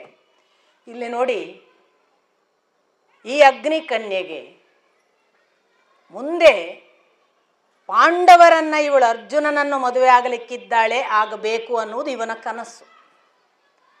ಇವನು ತಾನೇ ಹಾಗೊಂದು ತಪಸ್ಸು ಮಾಡಿ ಹುಟ್ಟಿಸಿಕೊಂಡಿದ್ದಾನೆ ಅಥವಾ ಯಜ್ಞದಿಂದ ಪಡೆದಿದ್ದಾನೆ. ಅಂಥ ತಪಸ್ಸು ಇರುವವನಿಗೆ ಸಾಮಾನ್ಯ ಬಂದು ಬಿಲ್ಲೆ ಎಳೆದು ಹೊಡೆದು ಬಿಟ್ಟ ಅಂದರೆ ಅರ್ಜುನನಂಥ ಮಹಾಪರಾಕ್ರಮಿ ಮಾತ್ರ ಹೊಡಿಲಿಕ್ಕೆ ಸಾಧ್ಯ ಆಗುವ ಧನುಸ್ಸು ಇಡಬೇಕು. ಇಲ್ಲದ್ರೆ ಪುಗಸಟ್ಟೆ ವ್ಯಕ್ತಿ ಬಂದು ನನ್ನ ಮಗಳನ್ನು ಅಪಹರಿಸಿ ಬಿಟ್ಟರೆ ಅದ್ ಕಾರಣಕ್ಕಾಗಿ ಆ ಧನುಸ್ಸು ಅಂಥದ್ದು. ಇನ್ನು ಅಲ್ಲಿ ಸೀತೆ ಹುಟ್ಟಿದಾಗ ಒಂದು ಜಾತಕ ಹೇಳುವವರು ಹೇಳಿದ್ರು ಅಂತ ಒಂದು ಉಲ್ಲೇಖ ಬರುತ್ತೆ. ಉಲ್ಲೇಖದಲ್ಲಿ ಏನಿರುತ್ತೆ ಅಂದರೆ ಇವಳಿಗೆ ವನವಾಸ ಇದೆ ಮದುವೆಯ ನಂತರ ಅಂತ. ಆದ್ದರಿಂದ ಅವನಿಗೆ ಗೊತ್ತಿತ್ತು, ಜನಕರಾಜನಿಗೆ, ನನ್ನ ಮಗಳಿಗೆ ಮುಂದೆ ಕಂಟಕ ಇದೆ, ಕಾಡು ಪ್ರಾಣಿಗಳ ಮುಂದೆಲ್ಲ ಬಹಳ ರಕ್ಷಣೆ ಕೊಡುವ ಗಂಡನೇ ಬೇಕು, ಸಾಮಾನ್ಯ ಗಂಡನಿಗೆ ಮದುವೆ ಮಾಡಿಕೊಟ್ರೆ ನನ್ನ ಮಗಳಿಗೆ ತೊಂದರೆಗಳು ವಿಘ್ನಗಳು ಬರಬಹುದು, ಆದ್ದರಿಂದ ಮಹಾಶೂರನನ್ನೇ ಮದುವೆ ಮಾಡಿಸ್ಕೊಡ್ಬೇಕು ಅನ್ನೋ ಕಾರಣಕ್ಕಾಗಿ ಅಲ್ಲಿ ಅಂಥದ್ದೊಂದು ಶಿವಧನುಸ್ಸನ್ನು ಇಟ್ಟ. ಈ ಥರ ತಾವು ಯಾವ ಹೆಣ್ಣನ್ನು ಯಾವ ಕಡೆಗೆ ಮದುವೆ ಮಾಡಿಸ್ಕೊಡ್ಬೇಕು ಅನ್ನುವುದನ್ನು ಲೆಕ್ಕಾಚಾರ ಮಾಡಿ ಈ ಪರೀಕ್ಷೆ ನೀಡ್ತಾರೆ ಅನ್ನುವುದು ಕಾಣ್ತದೆ. 5 ಬಾಣಗಳಲ್ಲಿ ಹೊಡೆಯುವ ಹಾಗೆ ಅಲ್ಲಿ ಇಟ್ಟಿದ್ದಾರೆ. ಬಹಳ ಆಶ್ಚರ್ಯ ಅಂದರೆ, ಕರ್ಣ ಹೆದೆ ಏರಿಸಿ ಬಿಲ್ಲು ಹೊಡಿತಾನೆ ಅನ್ನುವ ಹೊತ್ತಿಗೆ 2 ಪಾಠಗಳಿವೆ. ದಕ್ಷಿಣದ ಪಾಠ ಹೇಳುತ್ತೆ, ನಾನು ಸೂತನನ್ನು ಮದುವೆಯಾಗುವುದಿಲ್ಲ ಅಂತ ಅವಳು ಘೋಷಿಸಿದಳು ಅಂತ. ಪ್ರತಿಯೊಬ್ಬರು ಬರುವಾಗ ದೃಪದ ಇಂಥವರು ಇಂಥವರು ಅಂತ ಘೋಷಿಸ್ತಾನೆ, ಈಗ ಬಂದವರು ಇಂಥವರು, ಈಗ ಬಂದವರು ಇಂಥವರು ಅಂತ. ಇವಳು ಹೇಳ್ತಾಳೆ, ನಾನು ಸೂತನನ್ನು ವರಿಸುವುದಿಲ್ಲ ಅಂತ. ಈ ಪಾಠ ದಕ್ಷಿಣ ಭಾಗದ್ದು. ಉತ್ತರ ಭಾಗದ ಪಾಠದಲ್ಲಿ ಕರ್ಣ ಹೊಡೀತಾನೆ, ಬಿಲ್ಲು ಒಂದು ಸಣ್ಣ ವ್ಯತ್ಯಾಸದಲ್ಲಿ ಅವನು ಲಕ್ಷ್ಯ ಭೇದನ ಆಗದೆ ಸೋಲ್ತಾನೆ ಅಂತ ಉತ್ತರ ಭಾಗದ ಪಾಠ. ಸಾಮಾನ್ಯವಾಗಿ ಉತ್ತರ ಭಾರತೀಯರು ಭಕ್ತರು, ನಿಷ್ಠಾವಂತರು, ಅನಗತ್ಯ ತರ್ಕದವರಲ್ಲ, ಬುದ್ಧಿ ಚರ್ಚೆಗೆ ಹೋಗುವವರೆಲ್ಲ ದಕ್ಷಿಣದವರು. ಅನಗತ್ಯ ಚರ್ಚೆ ಮಾಡಿ ದೇವರಿಗಿಂತ ನಮ್ಮ ಬುದ್ಧಿಯೇ ದೊಡ್ಡದು ಅನ್ನುವ ಸಾಬೀತು ಮಾಡುವ ಹಠದವರು ದಕ್ಷಿಣ ಭಾಗ. ದಕ್ಷಿಣ ಭಾಗದ ಪಾಠದಲ್ಲಿ ಹಾಗೆ ಇದೆ. ಇರಲಿ, ಸೂತನಾದರೆ ಏನು ಮದುವೆ ಆಗಲಿಕ್ಕೆ? ಸೂತನಿದ್ರೆ ಏನಾಯ್ತಪ್ಪ, ಮದುವೆ ಆಗ್ಬೋದಿತ್ತಲ್ಲ ಅಂತ ಒಂದು ಪ್ರಶ್ನೆ ಕೇಳ್ಬೋದು. ಯೋಧನಿದ್ರೆ ಆಯಿತು. ಲಕ್ಷ್ಯ ಭೇದನಕ್ಕೆ ಇಂಥವರೇ ಬರಬೇಕು, ಇದೇ ಜಾತಿ ಅಂತ ಅಲ್ಲೇನೂ ಇರಲಿಲ್ಲ. ಹಾಗೆ ಅವಳು ಹೇಳುವ ಕಾರಣವೇ ಇದ್ದಿದ್ದಿಲ್ಲ. ಯಾಕೆಂದರೆ ಒಂದು ವೇಳೆ ಇದು ಕ್ಷತ್ರಿಯರಿಗೆ ಮಾತ್ರ ಅಂತಿದ್ರೆ ಕ್ಷತ್ರಿಯರಿಗೆ ಮಾತ್ರ ಅಂತ ಅವ್ರು ಹೇಳಬೇಕಿತ್ತು. ಅಲ್ಲಿ ಇರಲಿಲ್ಲ, ಘೋಷಣೆಯೇ ಇಲ್ಲ. ಹಾಗೊಂದು ವೇಳೆ ಘೋಷಣೆ ಇದ್ದಿದ್ರೆ ಇವರು ಬ್ರಾಹ್ಮಣ ಒಟ್ಟುಗಳು ಹೇಗೆ ಬರೋದು? ಅವರಿನ್ನೂ ತಾವು ಕ್ಷತ್ರಿಯರು ಅಂತ ಹೇಳಿರಲಿಲ್ಲ. ಅವರು ಬ್ರಾಹ್ಮಣರಾಗಿ ಬರುವಾಗ ಇಲ್ಲ ಬ್ರಾಹ್ಮಣರಿಗಿಲ್ಲ ಅಂತ ಹೇಳ್ಬೋದಿತ್ತಲ್ಲ ಅವಾಗ. ಹಾಗಿರಲಿಲ್ಲ, ಜಾತಿಯಿಂದ ಉಲ್ಲೇಖ ಇರಲಿಲ್ಲ. ಮತ್ತು ಅವಳು ಯಾಕೆ ಹೇಳಿದ್ಲು ಅಂತ ಅಪ್ಪನದೊಂದು ನಮ್ಮ ಅಪ್ಪ ಕೊಡುವ ವಿವರಣೆ. ಅವಳು ಹೇಳಿದ್ದು ಸೂತ ಅಂದರೆ ಅದು ಸೂತ ಅನ್ನುವ ಜಾತಿಯ ಉಲ್ಲೇಖ ಅಲ್ಲ. ಮತ್ತು ಅವಳ ಹೆಸರು ಸೀತೆ, ಅದು ಎಲ್ಲಿಂದ ಬಂತು, ಹೇಗೆ ಬಂತು? ಸೀರಜಾತ, ಸೀರಧ್ವಜನ ಮಗಳು ಅವಳು. ಸೀರಧ್ವಜನ ಮಗಳು ಸೀರಜಾತ, ಸೀರನಿಗೆ ಹುಟ್ಟಿದವಳು. ಸಂಸ್ಕೃತದಲ್ಲಿ ಒಂದು ವಿಶೇಷ ಪ್ರಯೋಗ ಇದೆ ಅಂತಾರೆ ನಮ್ಮ ಅಪ್ಪ. ಏನು ಅಂದರೆ, ಸೀರಜಾತ ಅನ್ನುವ ಹೆಸರಿನ ಮೊದಲನೇ ಅಕ್ಷರ ಮತ್ತು ಕೊನೆಯ ಅಕ್ಷರವನ್ನು ಸೇರಿಸಿ ಅವರಿಗೆ ಹೆಸರಿಡ್ತಿದ್ರು ಅಂತ. ಸೀತಾ, ಸೀರಜಾತಾಳಿಂದ ಸೀತಾ ಆದ ಹಾಗೆ ಇವನು ಸೂರ್ಯ ಸುತ, ಸೂತ, ಸೂರ್ಯ ಸುತನನ್ನು ನಾನು ಮದುವೆ ಆಗುವುದಿಲ್ಲ ಅನ್ನುವುದನ್ನು ಅವಳು ಕೋಡ್ ವರ್ಡಲ್ಲಿ ಹೇಳಿದ್ದು ಅಂತ ಅಪ್ಪನದ್ದೊಂದು ವಿವರಣೆ. ಅಪ್ಪ ತುಂಬ ಸಂಶೋಧನೆ, ತುಂಬ ಬುದ್ಧಿ ಚಾತುರ್ಯ, ಅನೇಕ ವಿಶ್ಲೇಷಣೆ ವ್ಯಾಖ್ಯಾನಗಳಲ್ಲಿ ಯಾರಕ್ಕಿಂತಲೂ ಭಿನ್ನವಾಗಿ ಯೋಚನೆ ಮಾಡುವವರು. ಎಷ್ಟು ಜನ ಇದನ್ನು ಒಪ್ತಾರೆ ಒಪ್ಪೋದಿಲ್ಲ ನನಗೆ ಗೊತ್ತಿಲ್ಲ. ಅಪ್ಪನ ಈ ಯೋಚನಾ ಲಹರಿಯನ್ನು ನಿಮ್ಮ ಜೊತೆಗೆ ಹಂಚ್ಕೋತಿದ್ದೀನಿ. ಅವರು ಮುಂದೆ ಹೇಳ್ತಾರೆ ಯಾಕೆ ಹಾಗೆ ಹೇಳಿದ್ಲು ಅಂತ. ಅದು ನಿಮಗೆ ಮುಂದೆ ದ್ರೌಪದಿಯ ಮದುವೆ ಸಂದರ್ಭದಲ್ಲೂ ಗೊತ್ತಾಗುತ್ತೆ ಅಪ್ಪ ಹೇಳಿದ್ದು. ಅವರು ಏನು ಅಪ್ಪ ಹೇಳ್ತಾರೆ ಅಂದರೆ, ದ್ರೌಪದಿ ಬೇಸಿಕಲಿ ಪಾರ್ವತಿ ಅಂಶ, ಅವಳು ಪಾರ್ವತಿಯೇ ದೇಹದಿಂದ ಬಂದವಳು. ಇನ್ನು ಅವಳು ಬರುವಾಗ ಅವಳೊಬ್ಬಳೇ ಬರಲಿಲ್ಲ, ಅವಳ ಜೊತೆಗೆ ಅವಳಿಗೆ ಪಂಚದೇವತೆಗಳನ್ನು ಮದುವೆಯಾಗುವ ಅನುಗ್ರಹವನ್ನು ಪಡೆದೇ ಬಂದಿದ್ದಳು. ಋಷಿಕನ್ಯೆಯ ಕಥೆ ಇದೆ, ಈಗಾಗಲೇ ನಾನು ವ್ಯಾಸರು ಹೇಳಿದರು ಅಂತ ಹೇಳಿದೆ. ಅದನ್ನು ಹೇಳಿ ಅವರು ಮುಂದುವರಿಸ್ತಾ ಹೇಳ್ತಾರೆ, ಅಪ್ಪ ಆ ಪಂಚ ದೇವತೆಗಳಲ್ಲಿ ಅವಳು ಮದುವೆ ಆಗುವ 5 ಜನ ದೇವತೆಗಳ ಸ್ತ್ರೀಯರಿದ್ದರು. ಶಚಿ ಇದ್ಲು, ಭಾರತಿ ಅಂದರೆ ಇಂದ್ರನ ಹೆಂಡತಿ ಶಚಿ ಇದ್ಲು, ಯಮನ ಹೆಂಡತಿ ವಾಯುವಿನ ಹೆಂಡತಿ ಭಾರತಿ ಇದ್ಲು, ಆಮೇಲೆ ಯಾವ ಯಮ ಇದ್ದಾನೆ ಅವನ ಹೆಂಡತಿ ಶ್ಯಾಮಲೆ ಇದ್ಲು, ಅಶ್ವಿನಿ ದೇವತೆಗಳ ಹೆಂಡತಿ ಉಷೆ ಇದ್ಲು ಅಂತ 4 ಜನ. ಈ 4 ಜನರಿಗೆ 4 ಹೆಣ್ಣಾಗಿ ಅವಳು ಸ್ಪಂದಿಸುವ ಒಂದು ಪಾತ್ರವಾಗಿ ದ್ರೌಪದಿ ಇದ್ದಾಳೆಯೇ ಹೊರತು ಅವಳಲ್ಲಿ ಸೂರ್ಯಾಂಶ ಇಲ್ಲ, ಸೂರ್ಯಪತ್ನಿ ಇಲ್ಲದ ಸಂಜ್ಞೆ ಇಲ್ಲ. ಸೂರ್ಯಪತ್ನಿ ಇಲ್ಲದೆ ನಾನು ಸೂತನನ್ನು ಹೇಗೆ ಮದುವೆ ಆಗಲಿ, ಸೂರ್ಯಸೂತನನ್ನು ಹೇಗೆ ಮದುವೆ ಆಗುವುದು? ಅದು ಆಮೇಲೆ ಇನ್ನೂ ಅಪ್ಪ ವಿಶೇಷವಾಗಿ ವಿವರಿಸುವ ಹಾಗೆ, ವೇದವ್ಯಾಸರು ವಿಶೇಷವಾಗಿ ವಿವರಿಸುವ ಹಾಗೆ, ಮಹಾ ಪಂಡಿತ ವಿದುಷಿ ಅವಳು, ಒಳ್ಳೆ ತಿಳ್ಕೊಂಡ ವಿದ್ವಾಂಸೆ. ಅವಳಿಗೆ ಇದು ಗೊತ್ತಿಲ್ಲ ಅಂತ ಇರಲಿಲ್ವಂತೆ, ಭಾಳ ಪಂಡಿತೆ ವಿದುಷಿ. ಆ ಕಾಲಕ್ಕೆ ಸುಂದರ ಸ್ತ್ರೀ ಮಾತ್ರ ಅಲ್ಲ, ನೋಡೋದಕ್ಕೆ ಚಂದ ಇರ್ತಾರೆ, ಸುಮ್ಮನೆ ಮುಟ್ಲಿಕ್ಕೆ ಗೊಂಬೆ ಅಷ್ಟೇ, ಒಳಗೇನೂ ಇರೋದಿಲ್ಲ. ಇವಳು ಹಾಗಲ್ಲ, ಇವಳು ತನ್ನ ಇಂಟಲೆಕ್ಚುವಲ್ನಿಂದ, ತನ್ನ ಬುದ್ಧಿಮತ್ತೆಯಿಂದ, ತನ್ನ ಪಾಂಡಿತ್ಯದಿಂದ, ವೈದುಷ್ಯದಿಂದ ಬಹಳ ವಿಶೇಷ ಪ್ರಖರ ತೇಜಸ್ಸಿನವಳು ಅಂತ. ಆ ಗುಣಗಳು ಇದ್ದದ್ದು ಅವಳಿಗೆ ಅದೆಲ್ಲ ಗೊತ್ತಿತ್ತು, ಆದ್ದರಿಂದ ಅವಳ ಭಾಷೆ ಹಾಗೆ ವಿಶೇಷವಾಗಿತ್ತು ಅಂತ ಅಪ್ಪನದೊಂದು ವಿವರಣೆ. ಹೀಗಾಗಿ ಅವಳು ಸೂತನನ್ನು ಮದುವೆ ಆಗುವುದಿಲ್ಲ ಅಂತ ಜಾತಿ ಉಲ್ಲೇಖ ಅಲ್ಲ, ಅದು ಸೂರ್ಯಸೂತನನ್ನು ಮದುವೆ ಆಗುವುದಿಲ್ಲ, ಈ ಸೀರಜಾತೆ ಅಂತ. ಇದು ಒಂದು ವಿವರಣೆ. ಅದಲ್ಲ ಸೂತ ಅಂತ ಅಲ್ಲಿ ಪುನಃ ಅವಮಾನ ಮಾಡಿದರು ಕರ್ಣನನ್ನು. ಮೊದಲೊಮ್ಮೆ ಅವಮಾನ ಮಾಡಿದ್ರು, ಮೊದಲು ಅವಮಾನ ಮಾಡಿದ್ದಿಲ್ಲ. ಮೊದಲು ಹೇಳಿದ್ದು ಕುಲಗೋತ್ರ ಹೇಳು ಅಂತ, ಅವನು ಹೇಳಲೇ ಇಲ್ಲ ಅಷ್ಟೇ, ಹೇಳೋದಕ್ಕೆ ಅವಕಾಶವನ್ನೇ ಕೊಡಲಿಲ್ಲ ದುರ್ಯೋಧನ. ಸೊ ಅಲ್ಲಿಯೂ ಅವಮಾನದ ಭಾಗವಾಗಿ ಎಲ್ಲೂ ಕಾಣಲ್ಲ ನಮಗೆ. ಅವಮಾನ ಆಯಿತು ಅಂತ ದುರ್ಯೋಧನ ಎಣಿಸೋದು ತಕ್ಷಣವೇ, ತಾನೇ ಮುಂದಾಗಿ ಬಾಯಿ ಹಾಕಿ ಅವನ ಕುಲ ಹೇಳದ ಹಾಗೆ ನೋಡಿಕೊಂಡದ್ದು ದುರ್ಯೋಧನವೇ ಹೊರತು ಅಲ್ಲಿ ಕುಲ ಹೇಳು, ಕುಲಗೋತ್ರ ಹೇಳು ಅನ್ನೋದು ಎಲ್ಲ ಪಾರ್ಟಿಸಿಪೆಂಟ್ಸಿಗೂ ಇದ್ದಂತಹ ಕಾನೂನು. ಸೊ ಕರ್ಣನಿಗೆ 2 ಬಾರಿ ಅವಮಾನ ಆಯಿತು ಅನ್ನುವರೆಲ್ಲ ಈ ಥರದ ಒಂದು ದಕ್ಷಿಣ ಬುದ್ಧಿ. ಆ ಬಳಿಕ ಕರ್ಣನ ಮಾತ್ರ ಅಲ್ಲ, ಶಿಶುಪಾಲ ಹೆದೆ ಏರಿಸ್ಲಿಕ್ಕೆ ಹೋದವನು ಮಂಡಿ ಊರಿ ನೆಲಕ್ಕೆ ಬಿದ್ದು ಕುಸಿದನಂತೆ. ಆಮೇಲೆ ಕರ್ಣ ಸೋತ, ಶಿಶುಪಾಲ ಸೋತ, ಇನ್ನು ನಮ್ಮ ಕಥೆ ಏನು ಅನ್ನುವ ಹಾಗೆ ಎಲ್ಲ ಪರಾಕ್ರಮಿಗಳು ಸ್ವಲ್ಪವೇ ಹಿಂಸರಿಯುವಾಗ ಸ್ವಲ್ಪ ಧೈರ್ಯ ಮಾಡಿದವ ಜರಾಸಂಧ, ಅವನು ಕುಸಿದು ಬಿದ್ದ. ಎಷ್ಟು ಅವಮಾನ ಆಯಿತು ಜರಾಸಂಧನಿಗೆ ಅಂದರೆ ಅವನು ಆ ಸ್ವಯಂವರ ವಾಟದಿಂದಲೇ ಹೊರಗೆ ಹೋದ ಅಂತ ಹೇಳ್ತಾರೆ.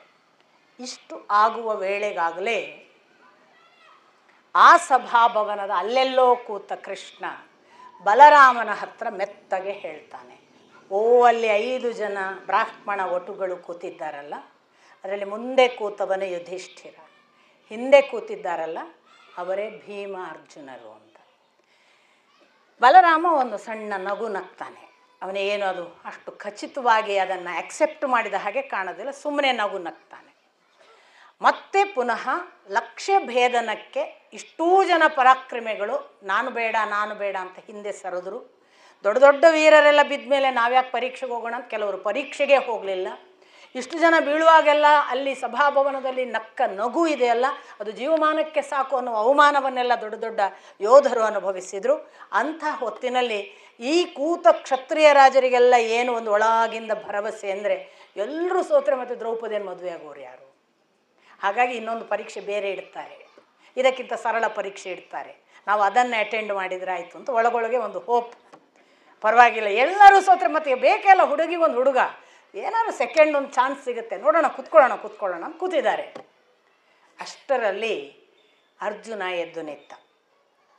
ಬ್ರಾಹ್ಮಣರು ಸಿಕ್ಕಾಪಟ್ಟೆ ಜನ ಬಂದಿದ್ದಾರೆ, ಯಾಕೆಂದರೆ ಸ್ವಯಂವರದ ದಿವಸ ಸಿಕ್ಕಾಪಟ್ಟೆ ಗೌರವ ಕೊಡ್ತಾರೆ ಬ್ರಾಹ್ಮಣರಿಗೆ, ದಾನ ಧರ್ಮ ಇರುತ್ತೆ, ದಕ್ಷಿಣೆ ಕೊಡ್ತಾರೆ, ಆಶೀರ್ವಾದ ಕೇಳ್ತಾರೆ. ಬ್ರಾಹ್ಮಣರು ಒಂದಿಷ್ಟು ಸಂತೋಷದಿಂದ ಬಂದವರಿದ್ದರು. ಈ ಹುಡುಗ ಎದ್ಕೊಳ್ಳೆ ಬ್ರಾಹ್ಮಣರಿಗೆ ಇದೆಲ್ಲ ಯಾಕೆ ಅಂತ ಕೆಲವರು. ಯಾಕೆ ಬ್ರಾಹ್ಮಣರಾದರೆ ಏನಾಯಿತು, ಅವನ ನೋಡು, ಅವನ ತೋಳು ನೋಡು, ಅವನಿತ್ತರೆ ಅವನ ಶರೀರ ನೋಡು, ಅವನ ಕಣ್ಣು, ಅವನ ತೇಜಸ್ಸು ನೋಡು, ಅವನು ನನಗೆ ಸಾಮಾನ್ಯ ಬ್ರಾಹ್ಮಣ ಕಾಣಿಸೋದಿಲ್ಲ ಅಂತ ಒಬ್ಬ ಅಂತಾನೆ. ಯಾಕಪ್ಪ, ಬ್ರಾಹ್ಮಣರಿಗೇನು ಯಾವುದೂ ಆಗ್ಬೋದು. ಅವರು ಪರಶುರಾಮ ಬ್ರಾಹ್ಮಣ ಅಲ್ವಾ, ಏನಾಗಿದ್ದಾವ, ಅವನೇನು ಸಾಮಾನ್ಯ ಯೋಧನಾಗಿದ್ನ, ಮಾಡಲಿ, ನಮ್ಮದು ಒಂದು ಕೈ ನೋಡೋಣ ಬ್ರಾಹ್ಮಣರಲ್ಲಿ ಮಾತು. ಈ ಬ್ರಾಹ್ಮಣರಿಗೆ ತಮ್ಮ ಯಜ್ಞ ಯಾಜನ ಮಾಡೋದು ಬಿಟ್ಟು ಇಲ್ಯಾಕೆ ಕೆಲಸ ಅಂತ ಕ್ಷತ್ರಿಯರೆಲ್ಲ, ಇವರನ್ನು ಬಿಟ್ಟು ನಮ್ಮ ಮುಂದೆ ಅಸಹ್ಯ ಆಗುತ್ತೆ, ಇದು ಇವ್ರು ಗೆಲ್ಲಬಾರ್ದು, ಇವರನ್ನು ಬಿಡಬಾರ್ದು, ಬೇರೆ ಬೇರೆ ಮಾತುಗಳು ನಡೆಯುತ್ತಿದೆ. ಅರ್ಜುನ ತಾನು ಬಹಳ ಸರಳವಾಗಿ ಹೆದೆ ಏರಿಸಿ ಆ ಬಿಲ್ಲನ್ನು ನೆಟ್ಟ ನೋಟದಿಂದ ಲಕ್ಷ್ಯದ ಕಡೆಗೆ ನೋಡಿ ತಿರುಗ್ತಾ ಇರುವ ಚಕ್ರದ ಮಧ್ಯೆ ಲಕ್ಷ್ಯ ಭೇದನ ಮಾಡಿ ತನ್ನ ಕೆಲಸ ಮುಗಿಸಿದಾಗ ಇಡೀ ಸ್ವಯಂವರದ ಆ ಅಂಗಣ ಒಂದು ದೊಡ್ಡ ಘನ ಮೌನಕ್ಕೆ ಹೋದ ಹಾಗೆ ಗಾಬರಿಯಲ್ಲಿ ವಿಸ್ಮಿತವಾಯಿತಂತೆ. ಎಲ್ಲ ಬ್ರಾಹ್ಮಣರು ಒಂದು ಕಡೆಯಿಂದ ಹಾಗೆ ನೋಡಿ ಹೇಗಿದೆ ನಮ್ಮ ಪರಾಕ್ರಮ ಅಂತ ಒಂದು ಕಡೆಯಿಂದ, ಇತ್ತ ಕೃಷ್ಣ ಬಲರಾಮನಿಗೆ ಹೇಳ್ತಾನೆ, ಈಗ ಆ ಬಾಣ ಹೊಡೆಯುತ್ತಿದ್ದಾನಲ್ಲ ಅವನು ಅರ್ಜುನ. ಪುನಃ ಕನ್ಫರ್ಮ್ ಮಾಡ್ತಾನೆ, ಈಗ ನಿನಗೆ ಕಾಣಿಸುವವನು ಅರ್ಜುನ ಅಂದ ತಕ್ಷಣ ಇವ ಬಲರಾಮ ಅನುಮಾನದಿಂದ ನೋಡಿದ ಅಂತ ಕಾಣ್ತದೆ. ನಾನು ವಾಸುದೇವ, ನೀನು ಬಲರಾಮ ಎನ್ನುವುದು ಎಷ್ಟು ಸತ್ಯವೋ ಅಷ್ಟೇ ಅರ್ಜುನ ಅನ್ನುವುದು ಸತ್ಯ, ಪಾಂಡವರ ಮಗ ಅರ್ಜುನ ಅನ್ನುವುದು ಸತ್ಯ ಅಂತ ಮತ್ತೆ ಅಲ್ಲಿ ಕೂತು ಖಚಿತ ಮಾಡ್ತಾನೆ. ನನಗೆ ಒಂದು ನನ್ನಷ್ಟಕ್ಕೆ ಓದುವಾಗ ಅನ್ನಿಸಿದ್ದು, ಕೃಷ್ಣನಿಗೆ ಅಲ್ಲೇನು ಕೆಲಸ, ಕೃಷ್ಣ ಯಾಕೆ ಹೋಗಿದ್ದ? ನಾನು ಓದುವಾಗ ಇಡೀ ಮಹಾಭಾರತದಲ್ಲಿ ಎಲ್ಲಿಯೂ ಎಂಟ್ರಿ ಮಾಡದ ಕೃಷ್ಣ, ಮಹಾಭಾರತ ಅಲ್ಲ ಭಾಗವತವನ್ನು ನೋಡಿದರೂ ಎಲ್ಲೂ ಕೂಡ ಪಾಂಡವಾದಿಗಳ ಜೊತೆಗೆ ನೇರ ಮುಖಾಮುಖಿಯೇ ಮಾಡಲಿಲ್ಲ. ಕೃಷ್ಣನ ಲೋಕವೇ ಬೇರೆ, ಅಲ್ಲಿ ಜರಾಸಂಧನ ಜೊತೆಗೆ ಅಲ್ಲಿ ಇದ್ದ ಬದ್ದ ಕಂಸನ ಉಪದ್ರವಗಳನ್ನು ನಿವಾರಿಸುವುದು, ಆ ತನ್ನ ತಂದೆಯನ್ನು ತಂದು ಮತ್ತೆ ಆ ಕಂಸನ ಕೆಳಗೆ ಹಾಕಿ ತನ್ನ ತಂದೆ ತಾಯಿಯನ್ನು ಭೇಟಿಯಾಗುವುದು, ಸಾಂದೀಪಿನಿ ಗುರುಗಳ ಹತ್ರ ಹೋಗೋದು, ಅವನ ಕೆಲಸವೇ ಬೇರೆ.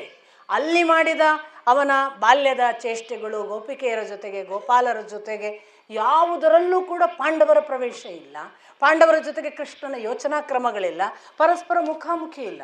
ಏಕಾಏಕಿ ಕೃಷ್ಣ ಯಾಕೆ ಇಲ್ಲಿಗೆ ಬಂದ?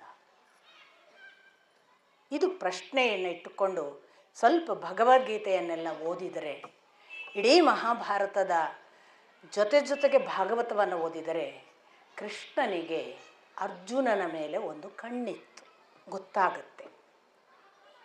ಆ ಕಣ್ಣು ಎಂಥದ್ದು ಅಂದರೆ, ನಾನು ಬಹಳ ದಿನಗಳಿಂದ ನನ್ನನ್ನು ತಿಳಿಯುವ, ನನ್ನನ್ನು ಅರ್ಥ ಮಾಡಿಕೊಂಡು ಬೆಳೆಯುವ ಒಬ್ಬ ಹುಡುಗನನ್ನು ಹುಡುಕ್ತಿದ್ದೇನೆ. ಆ ಹುಡುಗ ನನಗೆ ಇಂದಲ್ಲ ನಾಳೆ ಸಿಕ್ಕುತ್ತಾನೆ ಅಂತ ಕೆಲವು ಗುರುಗಳು ಕಾಯ್ತಾರಲ್ಲ.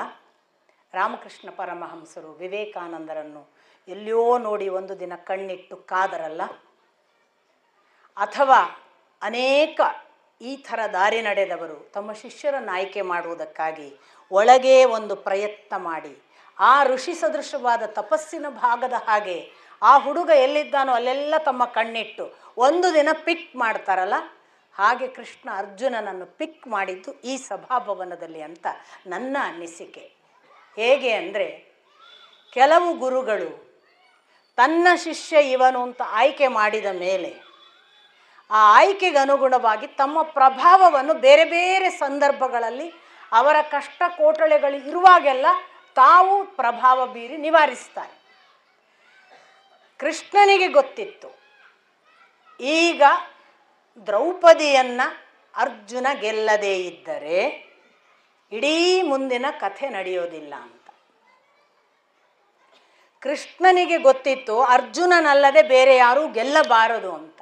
ಮತ್ತು ಕೃಷ್ಣನಿಗೆ ಗೊತ್ತಿತ್ತು ಅರ್ಜುನ ಗೆಲ್ಲುವುದಕ್ಕೆ ನಾನು ನನ್ನ ದೃಷ್ಟಿಯಿಂದ ಅದು ಏನು ಶಕ್ತಿಯನ್ನು ದಾಟಿಸಬೇಕೋ ಅದನ್ನು ದಾಟಿಸಬೇಕು ಅಂತ. ಸ್ಪರ್ಶದಿಂದ, ದೃಷ್ಟಿಯಿಂದ, ವಾಕ್ಕಿನಿಂದ, ನಡೆನುಡಿಯಿಂದ ಗುರು ತನ್ನ ಶಕ್ತಿಯನ್ನು ದಾಟಿಸ್ತಾನೆ. ಶಿಷ್ಯಸ್ತೆ ಅಹಂ ಶಾಧಿಮಾಂ ಪ್ರಪನ್ನ ಅಂತ ಕೂಗಿಕೊಳ್ತಾನೆ. ಎಲ್ಲಿ? 11ನೇ ಅಧ್ಯಾಯದಲ್ಲಿ, ವಿಶ್ವರೂಪ ದರ್ಶನದಲ್ಲಿ. ಅಲ್ಲಿವರೆಗೆ ಅರ್ಜುನನಿಗೆ ಗೊತ್ತಿಲ್ಲ ನಾನು ಶಿಷ್ಯ ಅಂತ, ಇವ ಗುರು ಅಂತ. ಏನೆಣಿಸಿದ್ದ?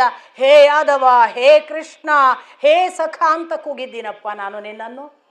ನೀನು ಗೆಳೆಯ, ನೀನು ನನ್ನ ಗೆಳೆಯ, ಅದರಿಂದ ಸಖ ಅಂತ ತಿಳಿದು ಮಿತ್ರ ಅಂತ ಕರೆದಿದ್ದೇನೆ. ಏ ಕೃಷ್ಣ ಅಂತ ಏಕವಚನದಲ್ಲಿ ಕರೆದಿದ್ದೀನೋಪ್ಪ.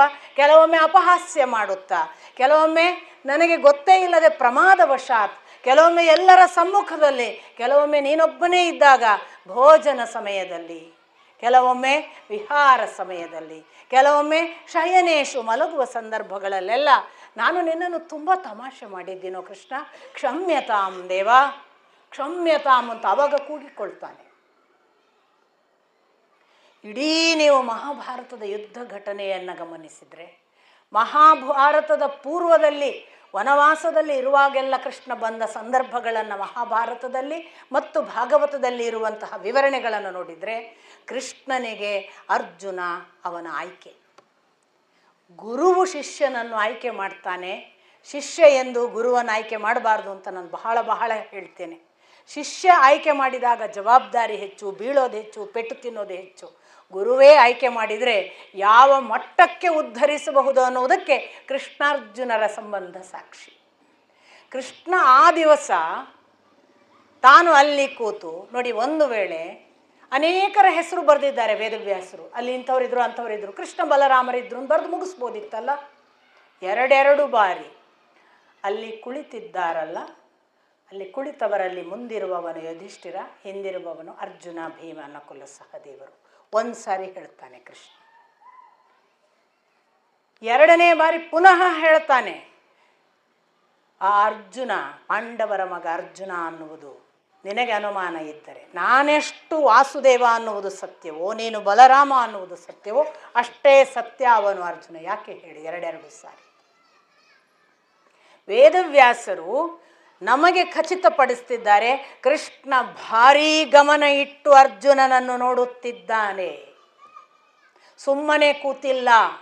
ಎಲ್ಲರ ಮೇಲೆ ಕಣ್ಣಿಲ್ಲ, ಅರ್ಜುನನ ಮೇಲೇ ಕಣ್ಣಿದೆ. ಅರ್ಜುನನನ್ನೇ ನೋಡ್ತಿದ್ದಾರೆ, ಕೃಷ್ಣ ನೋಡ್ತಿದ್ದಾನೆ. ಬಲರಾಮನಿಗೆ ಇವನು ಯಾಕಪ್ಪ ಹೇಳ್ತಾನೆ ಅನ್ನೋ ಹಾಗೆ ಮೊದಲಿನ ಭಾಗ. 2ನೇ ಭಾಗ ಅನುಮಾನ, ಹೊರತು ಕೃಷ್ಣನಿಗ ಹಾಗಲ್ಲ. ಕೃಷ್ಣನಿಗೆ ಯಾವುದನ್ನು ಸ್ಥಾಪಿಸಬೇಕಿತ್ತು ಅಂದರೆ, ಅವನು ನಾನು ನೋಡುತ್ತಿರುವ ನನ್ನ ಹುಡುಗ.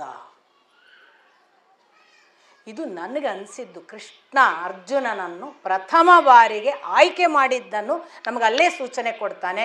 ಅದಾದ ನಂತರ ನಿಮಗೆ ಗೊತ್ತಿದೆ, ಈ ಬ್ರಾಹ್ಮಣ ಒಟುಗಳ ವಿರುದ್ಧ ದೃಪದ ಮತ್ತು ಆ ದೃಷ್ಟದ್ಯುಮ್ನನ ಮೇಲೆ ಸೇಡು ತೀರಿಸುವ ಹಾಗೆ ಅಲ್ಲಿರುವ ಎಲ್ಲ ಕ್ಷತ್ರಿಯರಿಗೆ ಪ್ರಚೋದನೆ ಆಗ್ತದೆ. ಯಾಕೆ? ಈ ಬ್ರಾಹ್ಮಣರ ಹತ್ರ ಏನು ಯುದ್ಧ ಮಾಡೋದು ಅಂತ. ಇವರು ಏನಾದರೂ ಮಾಡ್ಕೊಳ್ಳಿ, ಇವರನ್ನು ಬಿಟ್ಟಿದ್ದಾರಲ್ಲ ನಮ್ಮ ಮುಂದೆ, ನಾವು ಇವ್ರ ಜೊತೆ ಹೋರಾಟ ಮಾಡೋಣ ಅಂಥೇಳಿ ದೃಷ್ಟದ್ಯುಮ್ನ ಮತ್ತು ದೃಪದರನ್ನು ಟಾರ್ಗೆಟ್ ಮಾಡಿ ಯುದ್ಧಕ್ಕೆ ಸನ್ನದ್ಧರಾಗಿಲ್ಲ ಅವರು. ಪಾಪ ಸ್ವಯಂವರಕ್ಕೆ ಸನ್ನದ್ಧರಾಗಿ ಬಂದವರು ಏಕಾಏಕಿ ಅವರು ಈ ಪಾಂಡವರ ಸಹಾಯ ಕೇಳ್ತಾರೆ. ಯುದ್ಧ ಇನ್ನಿಲ್ಲದಂತೆ ನಡೀತದೆ ಅನ್ನುವ ಹಾಗೆ ಕರ್ಣನಿಗೆ ಮತ್ತು ಅರ್ಜುನನಿಗೆ ಮುಖಾಮುಖಿ ಆಗುತ್ತೆ, ಶಲ್ಯನಿಗೆ ಮತ್ತು ಭೀಮಸೇನನಿಗೆ ಮುಖಾಮುಖಿ ಆಗುತ್ತೆ. ಶಲ್ಯ ಆ ಕಾಲಕ್ಕೆ ಕೆಲವು ಹೆಸರುವಾಸಿ ಗದಾಯುದ್ಧದಲ್ಲಿ, ಒಬ್ಬನು ಶಲ್ಯ, ಇನ್ನೊಂದು ಭೀಮಸೇನ, ಮತ್ತೊಬ್ಬ ದುರ್ಯೋಧನ, ಬಿಟ್ಟರೆ ಬಲರಾಮ. 4 ಜನ ಗದಾಯುದ್ಧದಲ್ಲಿ 5ನೇ ಹೆಸರು ಇರಲಿಲ್ವಂತೆ. ಬಲರಾಮ ಅಲ್ಲಿ ಕೂತಿದ್ದಾನೆ, ಶಲ್ಯ ಎಲ್ಲಿದ್ದಾನೆ, ಇರುವವನು ಭೀಮಸೇನ ಇರಬೇಕು ಅನ್ನುವ ಹಾಗೆ ಅವರಿಗೊಂದು ಅನುಮಾನ ಬರುತ್ತೆ. ಅಂತೂ ಹೋರಾಟ ಎಷ್ಟು ಅಂತ ಅದು ಮುಟ್ಟುವ ಪರಾಕಾಷ್ಠೆ. ಈ ಕಡೆಯಿಂದ ಕರ್ಣನಿಗೆ ಈಕ್ವಲ್ ಆಗಿ ಹೋರಾಡಬಲ್ಲವರು ಒಂದು ಇಂದ್ರ, ಇಲ್ಲ ದ್ರೋಣ, ಬಿಟ್ಟರೆ ಅರ್ಜುನ. ಇಂದ್ರದ್ರೋಣರಲ್ಲ, ಇದು ಅರ್ಜುನ ಇರಬೇಕು ಅಂತ ಅನುಮಾನ ಬರುತ್ತೆ. ಬಟ್ ಅವರ ಬಟ್ಟೆ ಬರೆಯಲ್ಲಿ ಅವರು ಯಾರು ಅಂತ ಇವ್ರಿಗೆ ಗೊತ್ತಾಗ್ತಿಲ್ಲ. ಅಂತೂ ಕೇಳಿಯೂ ಬಿಡ್ತಾನೆ. ಅರ್ಜುನನ ಜೊತೆಗೆ ಯಾವ ಪರಿಯ ಹೋರಾಟ ಮಾಡ್ತಾನೆ ಅಂತಂದರೆ, ಕರ್ಣ ಕಡೆಗೆ ಕೇಳುತ್ತಾನೆ, ನೀನೇನು ಸಾಕ್ಷಾತ್ ಇಂದ್ರನೋ, ಪರಶುರಾಮನೇ ಮತ್ತೆ ರೂಪ ತಳೆದು ಬ್ರಾಹ್ಮಣ ರಿವೇಶದಲ್ಲಿ ಬಂದನೋ, ಅಥವಾ ವಿಷ್ಣುವು? ಇವರಲ್ಲದೆ ನನಗೆ ಯಾರು ಹೋರಾಟ ಮಾಡಲಿಕ್ಕೆ ಸಾಧ್ಯ ಇಲ್ಲ ನನ್ನ ಮುಂದೆ ಅಂತ ಅರ್ಜುನನ ಮುಂದೆ ಕೇಳುವ ಪ್ರಶ್ನೆ ಕರ್ಣ. ಪುನಃ ಅವನು ಹೇಳ್ತಾನೆ, ನಾಹಂ ಅಸ್ಮಿ ಇಂದ್ರ, ನಾನು ಇಂದ್ರನಲ್ಲ, ನಾನು ನೀನು ಹೇಳುವ ಪರಶುರಾಮ ನಾಹಮಸ್ಮಿ, ಅಲ್ಲ ನಾನಲ್ಲ. ಮತ್ತು ನಾನು ಬ್ರಾಹ್ಮಣ ಒಟ್ಟು, ನಾನು ಒಬ್ಬ ಸಾಮಾನ್ಯ ಬ್ರಾಹ್ಮಣ ಒಟ್ಟು, ಬಾ ಮಾತು ಯಾಕೆ, ಯುದ್ಧ ಮಾಡೋಣ. ಯುದ್ಧವೇ ಬೇಡ ಅಂತ ಕರ್ಣ ಹೊರಟು ಹೋಗ್ತಾನೆ. ಶಲ್ಯ ಭೀಮಸೇನರ ಹೋರಾಟ ಯಾವ ಮಟ್ಟಕ್ಕೆ ಹೋಯಿತು ಅಂದರೆ, ಭೀಮಸೇನ ಎತ್ತಿ ನೆಲಕ್ಕೆ ಒಗೆದು ಭಟರು ಬಂದು ಎಬ್ಬಿಸ್ಕೊಂಡು ಹೋಗ್ಬೇಕಾಯ್ತಂತೆ. ರೆಸ್ಲಿಂಗ್ ನೀವು ನೋಡ್ತೀರಲ್ಲ, ಒಂದು ಚಾನಲಲ್ಲಿ ಇದೆ ನೋಡಿ, ಅದರ ವಿವರಣೆಯನ್ನು ಇಲ್ಲಿ ನೋಡ್ಬೋದು ನೀವು. ಮುಸುಡಿಗೆ ಹೆಂಗೆ ಹೊಡೆದ, ತೋಳುಗಳನ್ನೆಲ್ಲ ಹೆಂಗೆ ಗಟ್ಟಿಸಿ ಅವುಗಳನ್ನೆಲ್ಲ ಪುಡಿ ಮಾಡಿದ, ಆಮೇಲೆ ಹಾಕಿ ನೆಲಕ್ಕೆ ಹಾಕಿ ಗದುಮಿದವ್ರು ಮತ್ತೆ ಹೆಂಗೆ ಎದ್ದು ಬರ್ತಿದ್ರು, ಎದ್ದು ಕೂಡಲೇ ಮತ್ತೆ ಹೆಂಗೆ ಹೊಡೀಲಾಗ್ತಿತ್ತು. ಸುಮ್ಮನೆ ಓದಿ, ತುಂಬ ಚೆನ್ನಾಗಿದೆ ವಿವರಣೆಗಳೆಲ್ಲ. ಲಾಸ್ಟಿಗೆ ಯಾವ ಪರಿ ಒದ್ದ ಅಂದರೆ ಶಲ್ಯಂಗೆ ಹೇಳೋಕ್ಕಾಗಲ್ಲ, ರಾಜಭಟ್ರು ಸಹಾಯ ಮಾಡಿ ಎಬ್ಬಿಸ್ಕೊಂಡು ಹೋದ್ರು. ಅಲ್ಲಿಗೆ ವಾರ್ನಲ್ಲಿ ಯಾರು ಗೆದ್ದದ್ದು ಅಂತ ಡಿಕ್ಲೇರ್ ಆಗುವ ಹಾಗೆ ಇವರು ಗೆದ್ದರು ಅಂತ. ಇಷ್ಟಾಗುವಾಗ ಯುಧಿಷ್ಠಿರ ನಕುಲ ಸಹದೇವರು ಹೊರಟು ಹೋಗಿದ್ರು ಅಂತ ಬರೀತಾರೆ, ಅಲ್ಲಿರಲಿಲ್ಲ ಅಂತ, ಸ್ವಲ್ಪ ಆಚೆಗೆ ಹೋಗಿದ್ರು. ಇಷ್ಟು ನಡೆಯುವಾಗ ನನ್ನ ಅನುಮಾನ ಮತ್ತೂ ಕೂಡ ಆ ಯುದ್ಧದ ಬೆನ್ನ ಹಿಂದೆ ಕೂಡ ಕೃಷ್ಣ ಇದ್ದ ಅಂತ. ಕೃಷ್ಣ ಅಲ್ಲಿಂದ ಪ್ರಾರಂಭ ಮಾಡಿದ್ದಾನೆ. ಅರ್ಜುನ ಎಲ್ಲೆಲ್ಲಿರ್ತಾನೋ ಅಲ್ಲಿ ತಾನಿರುವುದು ಅಂತ. ನಿಮಗೆ ಇದಕ್ಕೆಲ್ಲ ಸೂಚನೆಗಳು ಮಹಾಭಾರತದ ಯುದ್ಧ ಸಂದರ್ಭದಲ್ಲಿ ಬರ್ತವೆ. ಕೆಲವು ವಿವರಣೆಗಳನ್ನು ಗಮನಿಸಬೇಕು. ಅದು ಎಷ್ಟು ಬಾರಿ ಕೃಷ್ಣನೇ ರಕ್ಷಿಸಿದ್ದು ಅನ್ನೋದು ಗೊತ್ತಾಗುತ್ತೆ. ಅರ್ಜುನನಿಗೆ ಗೊತ್ತಾಗಲ್ಲ, ಅರ್ಜುನನಿಗೆ ಲಾಸ್ಟ್ವರೆಗೂ ಗೊತ್ತಾಗಲ್ಲ. ಪ್ರತಿ ಘಟನೆಗಳಾದಾಗ ಕೆಲವೊಮ್ಮೆ ಘಟನೆ ನಡೆದ ಸಂದರ್ಭದಲ್ಲಿ ಗೊತ್ತು ಆಗುವ ಹಾಗೆ ಕೆಲವೊಮ್ಮೆ ಕೃಷ್ಣ ಹೇಳಿದರೂ ಗೊತ್ತಾಗಲ್ಲ ಅವನಿಗೆ. ಅಂದರೆ ಕೆಲವು ಅಹಂಕಾರದ ಆ ಆವರಣ ಎಷ್ಟಿರ್ತದೆ ಅಂದರೆ ವಿಶ್ವರೂಪ ದರ್ಶನ ಆದ ಮೇಲೂ ಕೂಡ ಅರ್ಜುನನಿಗೆ ಗೊತ್ತಾಗಲ್ಲ ನೋಡಿ. ಅದು ಕೆಲವೊಮ್ಮೆ ಭಗವಂತ ತನ್ನನ್ನು ತೋರಿಸಿ ಒಂದು ಮಾಯೆಯ ಮೋಹದ ಮುಸುಕು ಹಾಕಿ ಸ್ವಪ್ರಯತ್ನದಿಂದ ನೀನು ಮೇಲೆ ಬಾ, ನಾನು ತೋರಿಸಿದ್ದೇನೆ ಅಂದರೆ ಏನು, ನಿನಗೊಂದು ಚಾನ್ಸ್ ಇದೆ ಅಂತ, ಮಿಸ್ ಮಾಡಿದರೆ ನಿನ್ನ ಹಣೆ ಬರಹ. ಈ ಥರ ಅರ್ಜುನನನ್ನು ನಾವು ಗಮನಿಸಬಹುದು. ಅಂಥ ಅರ್ಜುನ ಕಡೆಗೆ 5 ಜನ ಇವ್ರು ಯಾಕೆ ಬರಲಿಲ್ಲ ಅಂತ ಕುಂತಿ ಭಿಕ್ಷಾ ಹೋದವರು ಯಾಕೆ ಬರಲಿಲ್ಲಪ್ಪ ಅಂತ ಚಿಂತೆ ಮಾಡ್ತಿರುವಾಗ 5 ಜನ ತುಂಬ ತಡವಾಗಿ ಬರ್ತಾರೆ. ತಡವಾಗಿ ಬಂದಾಗ ಇವಳು ತಲೆಯಲ್ಲಿ ಏನಂದರೆ, ಧೃತರಾಷ್ಟ್ರನ ಮೊದಲಾದವರು ಕೊಂದ್ರ ಏನೋ ನನ್ನ ಮಕ್ಕಳನ್ನು, ಇವರಿಗೆ ಗೊತ್ತಾಯ್ತೋ ಏನೋ ಪಾಂಡವರು ಅಂತ ಅನ್ನುವ ಎಲ್ಲ ವೇದನೆಯಲ್ಲಿರುವಾಗ ಇವರು ಬರ್ತಾರೆ. ಬಂದ ಕೂಡಲೇ ಅವರು ಇವಳ ಚಿಂತೆಯಲ್ಲಿ ಇವಳು ಕೂತಿದ್ದಾಳೆ. ಇವರು ಒಳಗೆ ಬಂದವರೇ, ನೋಡಮ್ಮ ಭಿಕ್ಷೆ ತಂದಿದ್ದೇವೆ. ಮೊದಲೇ ಚಿಂತೆಯಲ್ಲಿದ್ದಾಳೆ, ವೇದನೆ, ಯಾಕೆ ತಡ ಆಗಿದೆ, ಏನಾದರೂ ಆಗಿದೆ ಅನ್ನುವ ಆತಂಕದಲ್ಲಿದ್ದವಳು, ಆಯ್ತಪ್ಪ ಬಂದಿರಲ್ಲ, ತಂದಿದ್ದಿರಲ್ಲ, ಸರಿ ಪಾಲು ಮಾಡಿ ಹಂಚಿಕೊಳ್ಳಿ ಅನ್ನುವ ಮಾತನ್ನು ಆಡಿಬಿಟ್ರು. ಮುಂದೆ ಗೊತ್ತಾಯಿತು ಅದು ದ್ರೌಪದಿ ಅನ್ನುವ ಸ್ವಯಂವರದಲ್ಲಿ ಗೆದ್ದು ಬಂದ ಹೆಣ್ಣು. ಈಗೇನು ಮಾಡೋದು ಅನ್ನುವ ಜಿಜ್ಞಾಸೆ, ಈಗ ಏನು ಮಾಡುವುದು ಅನ್ನುವ ಜಿಜ್ಞಾಸೆ ಆಗೋದ್ರೊಳಗಾಗಿ ಬಹಳ ಆಶ್ಚರ್ಯಕಾರಕ ಅನ್ನುವ ಹಾಗೆ ನೋಡಿ, ಕೃಷ್ಣ ಇವರು ಎಲ್ಲಿ ಹೋಗ್ತಾರೆ ಅಂತ ಬೆನ್ನು ಹತ್ತಿಕೊಂಡು ಅಲ್ಲಿಗೆ ಬರ್ತಾನೆ. ಅಲ್ಲಿಯವರೆಗೆ ಪಾಂಡವರಿಗೆ ಪರಿಚಯ ಇಲ್ಲ ಅಂತ ನಮಗೆ ಗೊತ್ತಾಗುತ್ತೆ. ಯಾಕೆ ಅಂದರೆ ಅಹಂ ಕೃಷ್ಣ ಅಸ್ಮಿ, ಕೃಷ್ಣಾಹಮಸ್ಮಿ ಅಂತ ಯುಧಿಷ್ಠಿರನಿಗೆ ನಮಸ್ಕಾರ ಮಾಡ್ತಾನೆ ಕೃಷ್ಣ. ಅಂದರೆ ಅಷ್ಟರವರೆಗೆ ಪರಿಚಯ ಮಾಡುವವರೆಗೂ ಗುರ್ತಿಲ್ಲ ಅಂತಾಯಿತು. ಕೃಷ್ಣಾಹಮಸ್ಮಿ ಅಂತ ಪರಿಚಯ ಮಾಡಿ ನಮಸ್ಕರಿಸ್ತಾನೆ. ಅಪ್ಪನ ಪ್ರಕಾರ ಯುಧಿಷ್ಠಿರ, ಭೀಮ, ಅರ್ಜುನರ ಮಧ್ಯೆ ಕೃಷ್ಣನ ಜನನ. ಅಂದರೆ ಅಪ್ಪ ಹೇಳೋದು ಅರ್ಜುನನಿಗಿಂತ 6 ತಿಂಗಳು ಕೃಷ್ಣ ದೊಡ್ಡವ, ಭೀಮನಿಗಿಂತ 6 ತಿಂಗಳು ಚಿಕ್ಕವ. ಹಾಗಾಗಿ ಅವನು ಭೀಮನಿಗೆ 6 ತಿಂಗಳು ಅಂದ್ಕೊಳ್ಳೆ ಸಮಾನನ ಹಾಗೆ ಯುಧಿಷ್ಠಿರನಿಗೆ ನಮಸ್ಕರಿಸಿದ. ಕುಂತಿಗೆ ನಮಸ್ಕರಿಸ್ತಾನೆ, ನಾನು ಕೃಷ್ಣ ಅಂತ. ಪರಸ್ಪರ ಪರಿಚಯ.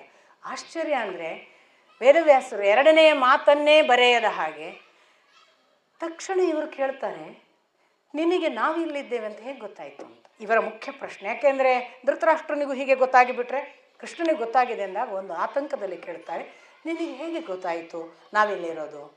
ಬೆಂಕಿ ಎಷ್ಟು ಮುಚ್ಚಿಟ್ಟರೂ ಅದರ ದಾಹದಿಂದಲೇ ಅದು ಎಲ್ಲಿದೆ ಅಂತ ಹೇಳುತ್ತೆ.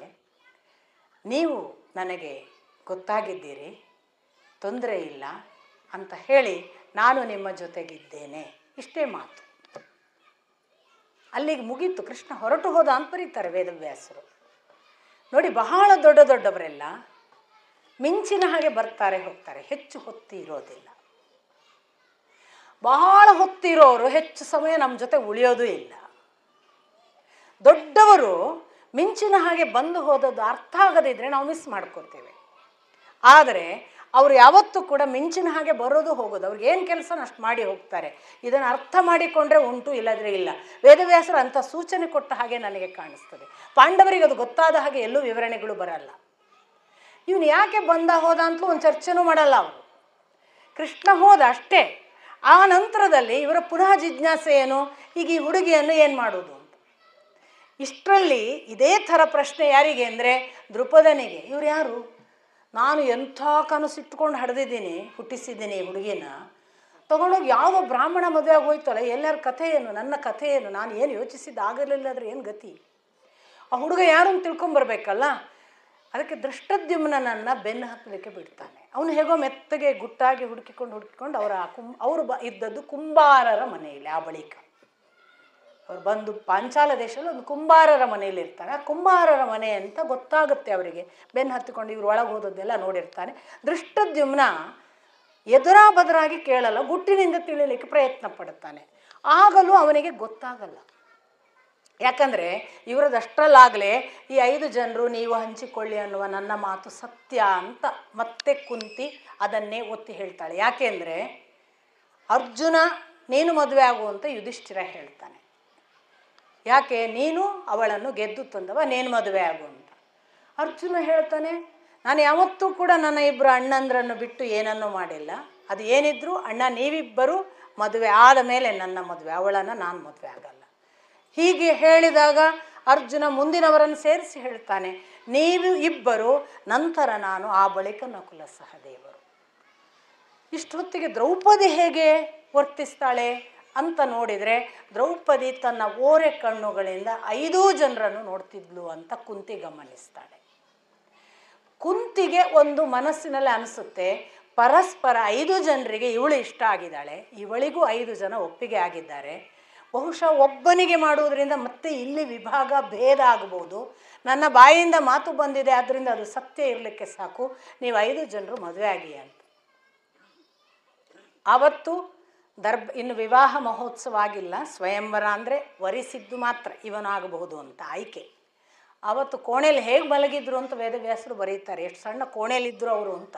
5 ಜನ ಹೀಗೆ ಸಾಲು ಮಲಗಿದ್ರಂತೆ ದರ್ಭಾಸನದಲ್ಲಿ. ಕಾಲಿನ ಬದಿ ಅಡ್ಡ ದ್ರೌಪದಿ, ತಲೆಯ ಬದಿ ಅಡ್ಡ ಕುಂತಿ ಮಲಗುವಷ್ಟೇ ಜಾಗ ಇದ್ದ ಕೋಣೆ. ಪರಿಶ್ರಮ ಇಲ್ಲದೆ ಯಾರೂ ದೊಡ್ಡವರಾಗುವುದಿಲ್ಲ. ಹುಟ್ಟುತ್ತಲೇ ಎಲ್ಲ ಸಂಪತ್ತು ಬರಬೇಕು, ಕೈಯಲ್ಲೆಲ್ಲ ಚಿನ್ನಾಭರಣ ತಗೊಂಡೇ ಬರುವ ಈಗಿನ ಮಕ್ಕಳು ಕೈ ಕೆಸೆ ತುಂಬ ದುಡ್ಡು ಕೊಟ್ಟು ತಾಯಿ ತಂದೆಯವರು ಕಳಿಸ್ತಾರಲ್ಲ, ಯೋಚನೆ ಮಾಡಬೇಕು. ಕಷ್ಟ ಕಲಿಸಬೇಕು. ಕಷ್ಟದಿಂದ ಬೆಳೆದವನು ಯಾವ ಮಟ್ಟ ಮುಟ್ಟಬಹುದು ಅನ್ನೋದಕ್ಕೆ ಪಾಂಡವರು ಹುಟ್ಟಿದ್ದು ಕೂಡ ಆ ಕಾಡಿನ 5 ವರ್ಷದ ಋಷಿಗಳ ವನವಾಸದಲ್ಲಿ. ಬೆಳೆದದ್ದು ಎಂತೆಂಥ ಕಠಿಣ ಪರೀಕ್ಷೆಗಳ ಜೊತೆಗೆ. ವಾರಣಾವತದಲ್ಲಿ 1 ವರ್ಷ ಎಂಥ ಪರೀಕ್ಷೆ, ಆ ಬಳಿಕ ಏಕಚಕ್ರಿ ನಗರದಲ್ಲಿ ಎಷ್ಟು ಕಾಲ, ಅದಾಗಿ ಕುಂಬಾರರ ಮನೆಯಲ್ಲಿ ಹೇಗೆಲ್ಲ ಸವಿಸಿದ್ದಾರೆ. ದೊಡ್ಡವರಾಗುವುದು ಒಂದೇ ದಿನದಲ್ಲಿ. ನಮ್ಮಲ್ಲಿದೆ, ನಮ್ಮ ಮಕ್ಕಳಿಗೆಲ್ಲ ನಮ್ಮ ಅಪ್ಪ ಶ್ರೀಮಂತ ಇದ್ದಾನೆ, ನಾನು ನಾಳೆನೇ ಶ್ರೀಮಂತ ಆಗ್ಬೋದು ಅಂತ. ನಮ್ಮ ಅಪ್ಪ ಶ್ರೀಮಂತ ಆಗಲಿಕ್ಕೆ ನಿಮಗೆ ನಮ್ಮಲ್ಲಿ ಒಬ್ಬರು 40 ಹೋಟೆಲ್ನ ಮಾಲಕರಿದ್ದಾರೆ, ನನಗೆ ತುಂಬ ಗೊತ್ತಿರೋರು, ದಕ್ಷಿಣ ಕನ್ನಡದವರು. ಇವತ್ತು ಬಹಳ ದೊಡ್ಡ ಹೆಸರು ಅವರು ದೆಹಲಿ ಭಾಗದಲ್ಲಿ. ಅವರ ಬಾಲ್ಯ ಆರಂಭ ಮಾಡಿದ್ದು ಹೇಗೆ ಅಂದರೆ, ಹಲಸಿನ ಹಣ್ಣನ್ನು ತಲೆ ಮೇಲೆ ಹೊತ್ತು ಒಂದು ಕಾಯಿಗೆ 25 ಪೈಸೆ ಅಂತ ಮಾರ್ಕೊಂಡೋಗಿ 25 ಪೈಸೆ ತಂದರೆ ಅಪ್ಪ ಊಟಕ್ಕೆ ಹಾಕ್ತಿದ್ರು. ಆಮೇಲೆ ಅವರು ವಿದ್ಯಾಭ್ಯಾಸ ಮಾಡಿದರು, ಅವರು M.Com ಮಾಡಿದರು, ಅವರು ಅಷ್ಟು ಹೋಟೆಲ್ಗಳನ್ನಿಟ್ಟು ಇವತ್ತು ದೊಡ್ಡ ಮಾಲಕರಾಗಿರ್ಬೋದು, SLCA ಮಾಡಿದ್ದು ಇರ್ಬೋದು. ಆದರೆ ಅವರಿಗಿರುವ ಈಗ ಕೋಟ್ಯಾಧಿಪತಿ ಅನ್ನುವ ಹೆಸರು ಅವರ ಹಲಸಿನ ಹಣ್ಣು ಮಾರುವ ಆ ಬೆವರಿನಿಂದ ಹುಟ್ಟಿದೆ. ಅಂಥ ಕಷ್ಟಗಳನ್ನು ಪಾಂಡವರ ಬೆಳವಣಿಗೆಯಲ್ಲಿ ನೋಡ್ತೇವೆ. ಹಾಗೆ ಮಲಗಿದ್ರು ಅಂತ ಉಲ್ಲೇಖ ಬರುತ್ತೆ. ಇಷ್ಟಾದ ನಂತರದಲ್ಲಿ ವೇದವ್ಯಾಸರು ಮತ್ತೆ ಕಾಣಿಸಿಕೊಳ್ತಾರೆ. ಅವರು ಮತ್ತೆ ಕಾಣಿಸಿಕೊಂಡು ದೊಡ್ಡ ಕಥೆಯನ್ನು ಪುನಃ ಹೇಳುವ ಹಾಗೆ, ನೋಡು ಇದು ನಿಮಗೆ ಮುಂದೆ ಇದು ಏನು, ಇದಕ್ಕೆ ಯಾಕೆ ಕಾರಣ ಅನ್ನುವುದನ್ನೆಲ್ಲ ಹೇಳುವಂತಹ ಭಾಗವಾಗಿ ದ್ರುಪದನ ಅರಮನೆಯಲ್ಲಿ ಕಾಣಿಸಿಕೊಳ್ತಾರೆ. ಯಾಕೆಂದರೆ ದೃಷ್ಟದ್ಯುಮ್ನ ಇವರನ್ನು ಅಲ್ಲಿಗೆ ಕರೆಸಿಕೊಳ್ತಾನೆ, ಅಲ್ಲಿಂದಾದರೂ ತಿಳ್ಕೋಬೇಕು ಅಂತ. ಅಲ್ಲಿ ಕರೆಸಿಕೊಂಡು ಮದುವೆಯ ಸಮಾರಂಭ, ಇನ್ನು ವಿವಾಹ ಮಹೋತ್ಸವ ಅನ್ನುವುದಕ್ಕೆ ಕರೆಸಿದಾಗ ಅಲ್ಲಿ ಪ್ರಕಟ ಮಾಡಬಹುದು ಇವರು ಯಾರು ಅಂತ. ಆಗ ನೋಡೋಣ ಅಂತ ಬೇರೆ ಬೇರೆ ರೀತಿಯಿಂದ ಪ್ರಯತ್ನಿಸ್ತಾನೆ, ಯಾವುದರಿಂದಲೂ ಗೊತ್ತಾಗಲ್ಲ. ಮುಂದೆ ಅಲ್ಲಿ ಕೂತಾಗ ಅವರು ಪರಿಚಯಿಸಿಕೊಳ್ತಾರೆ. ಯುಧಿಷ್ಠಿರ ಹೇಳ್ತಾನೆ, ನಾನು ಯುಧಿಷ್ಠಿರ ನಾವೆಲ್ಲ ಪಂಚಪಾಂಡವರು ಅವತ್ತು ತಮ್ಮನ್ನು ಪ್ರಕಟಿಸ್ತಾರೆ. ಹಾಗೆ ಪ್ರಕಟಿಸಿದಾಗ ದೃಪದ ಹೇಳ್ತಾನೆ, ಓಹೋ ಹಾಗಾದರೆ ನಾನು ಯಾರನ್ನು ಅಪೇಕ್ಷೆ ಪಟ್ಟಿದ್ದೆ ಅರ್ಜುನನಿಗೆ ಮದುವೆ ಮಾಡಿಸ್ಕೊಡ್ಬೇಕು ಅಂತ, ಅದು ಇವನೇ ಅಂತಾದರೆ ಸ್ವಯಂವರಕ್ಕೆ ನಾನು ಸಿದ್ಧ, ಅರ್ಜುನನಿಗೆ ಮದುವೆ ಮಾಡೋಣ. ಇಲ್ಲ, ಮಾತು ಹೀಗೆ ಬಂದಿದೆ ಅಮ್ಮನ ಬಾಯಿಂದ, ಆದ್ದರಿಂದ ನಾವು 5 ಜನ ಮದುವೆ ಆಗ್ತೇವೆ. ಅದು ಹೇಗೆ ಧರ್ಮ ಅಧರ್ಮ ಅಲ್ವಾ ಅಂತ ದೃಪದ ಕೇಳುತ್ತಾನೆ. ಯುಧಿಷ್ಠಿರನದೊಂದು ಭಾಳ ಒಳ್ಳೆಯ ಮಾತು ಇದೆ.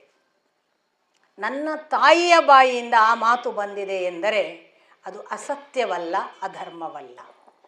ತಾಯಿ ಆಡಿದ್ದಾಳೆ, ಆದ್ದರಿಂದ ಅದು ಸತ್ಯ ಮತ್ತು ಧರ್ಮ ಇರಬೇಕು. ಎರಡನೆಯದ್ದು, ನನ್ನ ಜೀವನದಲ್ಲಿ ನಾನೆಂದೂ ಅಸತ್ಯವನ್ನು ಅಧರ್ಮವನ್ನು ಆಡಿಲ್ಲ. ನನ್ನ ಅಂತಸ್ಸಾಕ್ಷಿ ಒಪ್ಪಿದೆ ಎಂದರೆ ಅದು ಅಧರ್ಮ ಇರಲಿಕ್ಕಿಲ್ಲ, ಅಸತ್ಯ ಇರಲಿಕ್ಕಿಲ್ಲ. ಹೀಗೊಂದು ನಮ್ಮ ಮಾತಿನ ಬಗ್ಗೆ ನಮಗೆ ಗೊತ್ತಿರಬೇಕು. ನಾನು ಆಡಿದ್ದೇನೆ ಅಂದರೆ ಸುಳ್ಳು ಆಡಿಲ್ಲ, ನಾನು ಆಡಿದ್ದೇನೆ ಅಂದರೆ ಅಧರ್ಮದ ಮಾತು ಇದುವರೆಗೆ ಆಡಿಲ್ಲ. ಆದ್ದರಿಂದ ನನ್ನ ಮಾತು ಸತ್ಯ, ನನ್ನ ಮಾತು ಧರ್ಮನಿಷ್ಠ ಇರ್ತದೆ ಅನ್ನುವ ಅಂತಸ್ಸಾಕ್ಷಿಯ ಪವಿತ್ರ ಭಾವ ಉಂಟಲ್ಲ, ಆ ಪಾವಿತ್ರ್ಯ ಉಂಟಾಗುವುದು ಯಾವುದರಿಂದ? ನಮ್ಮ ನಿತ್ಯ ಸತ್ಯ ಪ್ರಾಕ್ಟೀಸ್ನಿಂದ, ನಿತ್ಯ ಧರ್ಮದ ಪ್ರಾಕ್ಟೀಸ್ನಿಂದ. ಆಗ ಉಂಟಾಗುವ ಧೀರತೆ ಉಂಟಲ್ಲ, ನಿಮಗೆ ಯಾರೂ ಎದುರಾಗಕ್ಕೆ ಸಾಧ್ಯ ಇಲ್ಲ. ಒಳಗೆ ಇರುವ ಧರ್ಮದ ಧೀರತ್ವ ಅದು, ಒಳಗೆ ಇರುವ ಸತ್ಯದ ಧೀರತ್ವ ಅದು. ನಮ್ಮ ಒಳಗೆ ಕಳ್ಳತನ, ನಮ್ಮ ಒಳಗೆ ಸುಳ್ಳು, ನಮ್ಮೊಳಗೆ ಅಧರ್ಮ ಇದ್ದರೆ ಎದುರು ನಾವು ಹೆದರಿಸೋದು ಎಷ್ಟು ಹೊತ್ತು? ಬಾರಯ್ಯ ಅಂತ ನಿಲ್ಲುವ ಧೈರ್ಯ ನಮಗಾಗಲ್ಲ. ಯಾರಿಗೆ ಸಾಧ್ಯ ಆಗುತ್ತೆ? ಒಳಗೆ ಅಂತರಂಗದಲ್ಲಿ ಅಂಥ ಸ್ಫಟಿಕ ಶುಭ್ರ ಪಾವಿತ್ರ್ಯ ಇದ್ದವನಿಗೆ ಬೇಕಾದವ ಬೇಕಾದ್ದು ಮಾಡಯ್ಯ, ನನಗೇನು ಆಗಲ್ಲ ಅನ್ನುವ ಧೀರತ್ವ ಬರುತ್ತಲ್ಲ, ಅದು ಯುಧಿಷ್ಠಿರ. ಅವನು ಹೇಳಿದ, ನನ್ನ ಜೀವನದಲ್ಲಿ ಅಸತ್ಯ ಆಡಿಲ್ಲ, ನನ್ನ ಜೀವನದಲ್ಲಿ ಅಧರ್ಮ ಮಾತಾಡಿಲ್ಲ, ನನ್ನ ಬಾಯಿಯಿಂದ ಅದು ಆಗಬಹುದು ಅಂತ ಬಂದಿದೆ ಅಂದರೆ ಅದು ಧರ್ಮ ಇದೆ, ಅದು ಸತ್ಯ ಇದೆ. ನಾವು 5 ಜನ ಮದುವೆ ಆಗುವುದು ಧರ್ಮಬದ್ಧ ಅಂತ ನಾನು ಭಾವಿಸ್ತೇನೆ. ಆಗ ವೇದವ್ಯಾಸರನ್ನು ಕರೆಯಲಾಗ್ತದೆ, ಅಥವಾ ಅವರು ಬರ್ತಾರೆ. ಅವರ ಮೂಲಕ ಒಂದು ಕಥೆ ಅನಾವರಣ ಆಗುತ್ತೆ. ಮತ್ತೆ ಅದನ್ನು ನಾಳೆ ನೋಡೋಣ. ನಮಸ್ಕಾರ.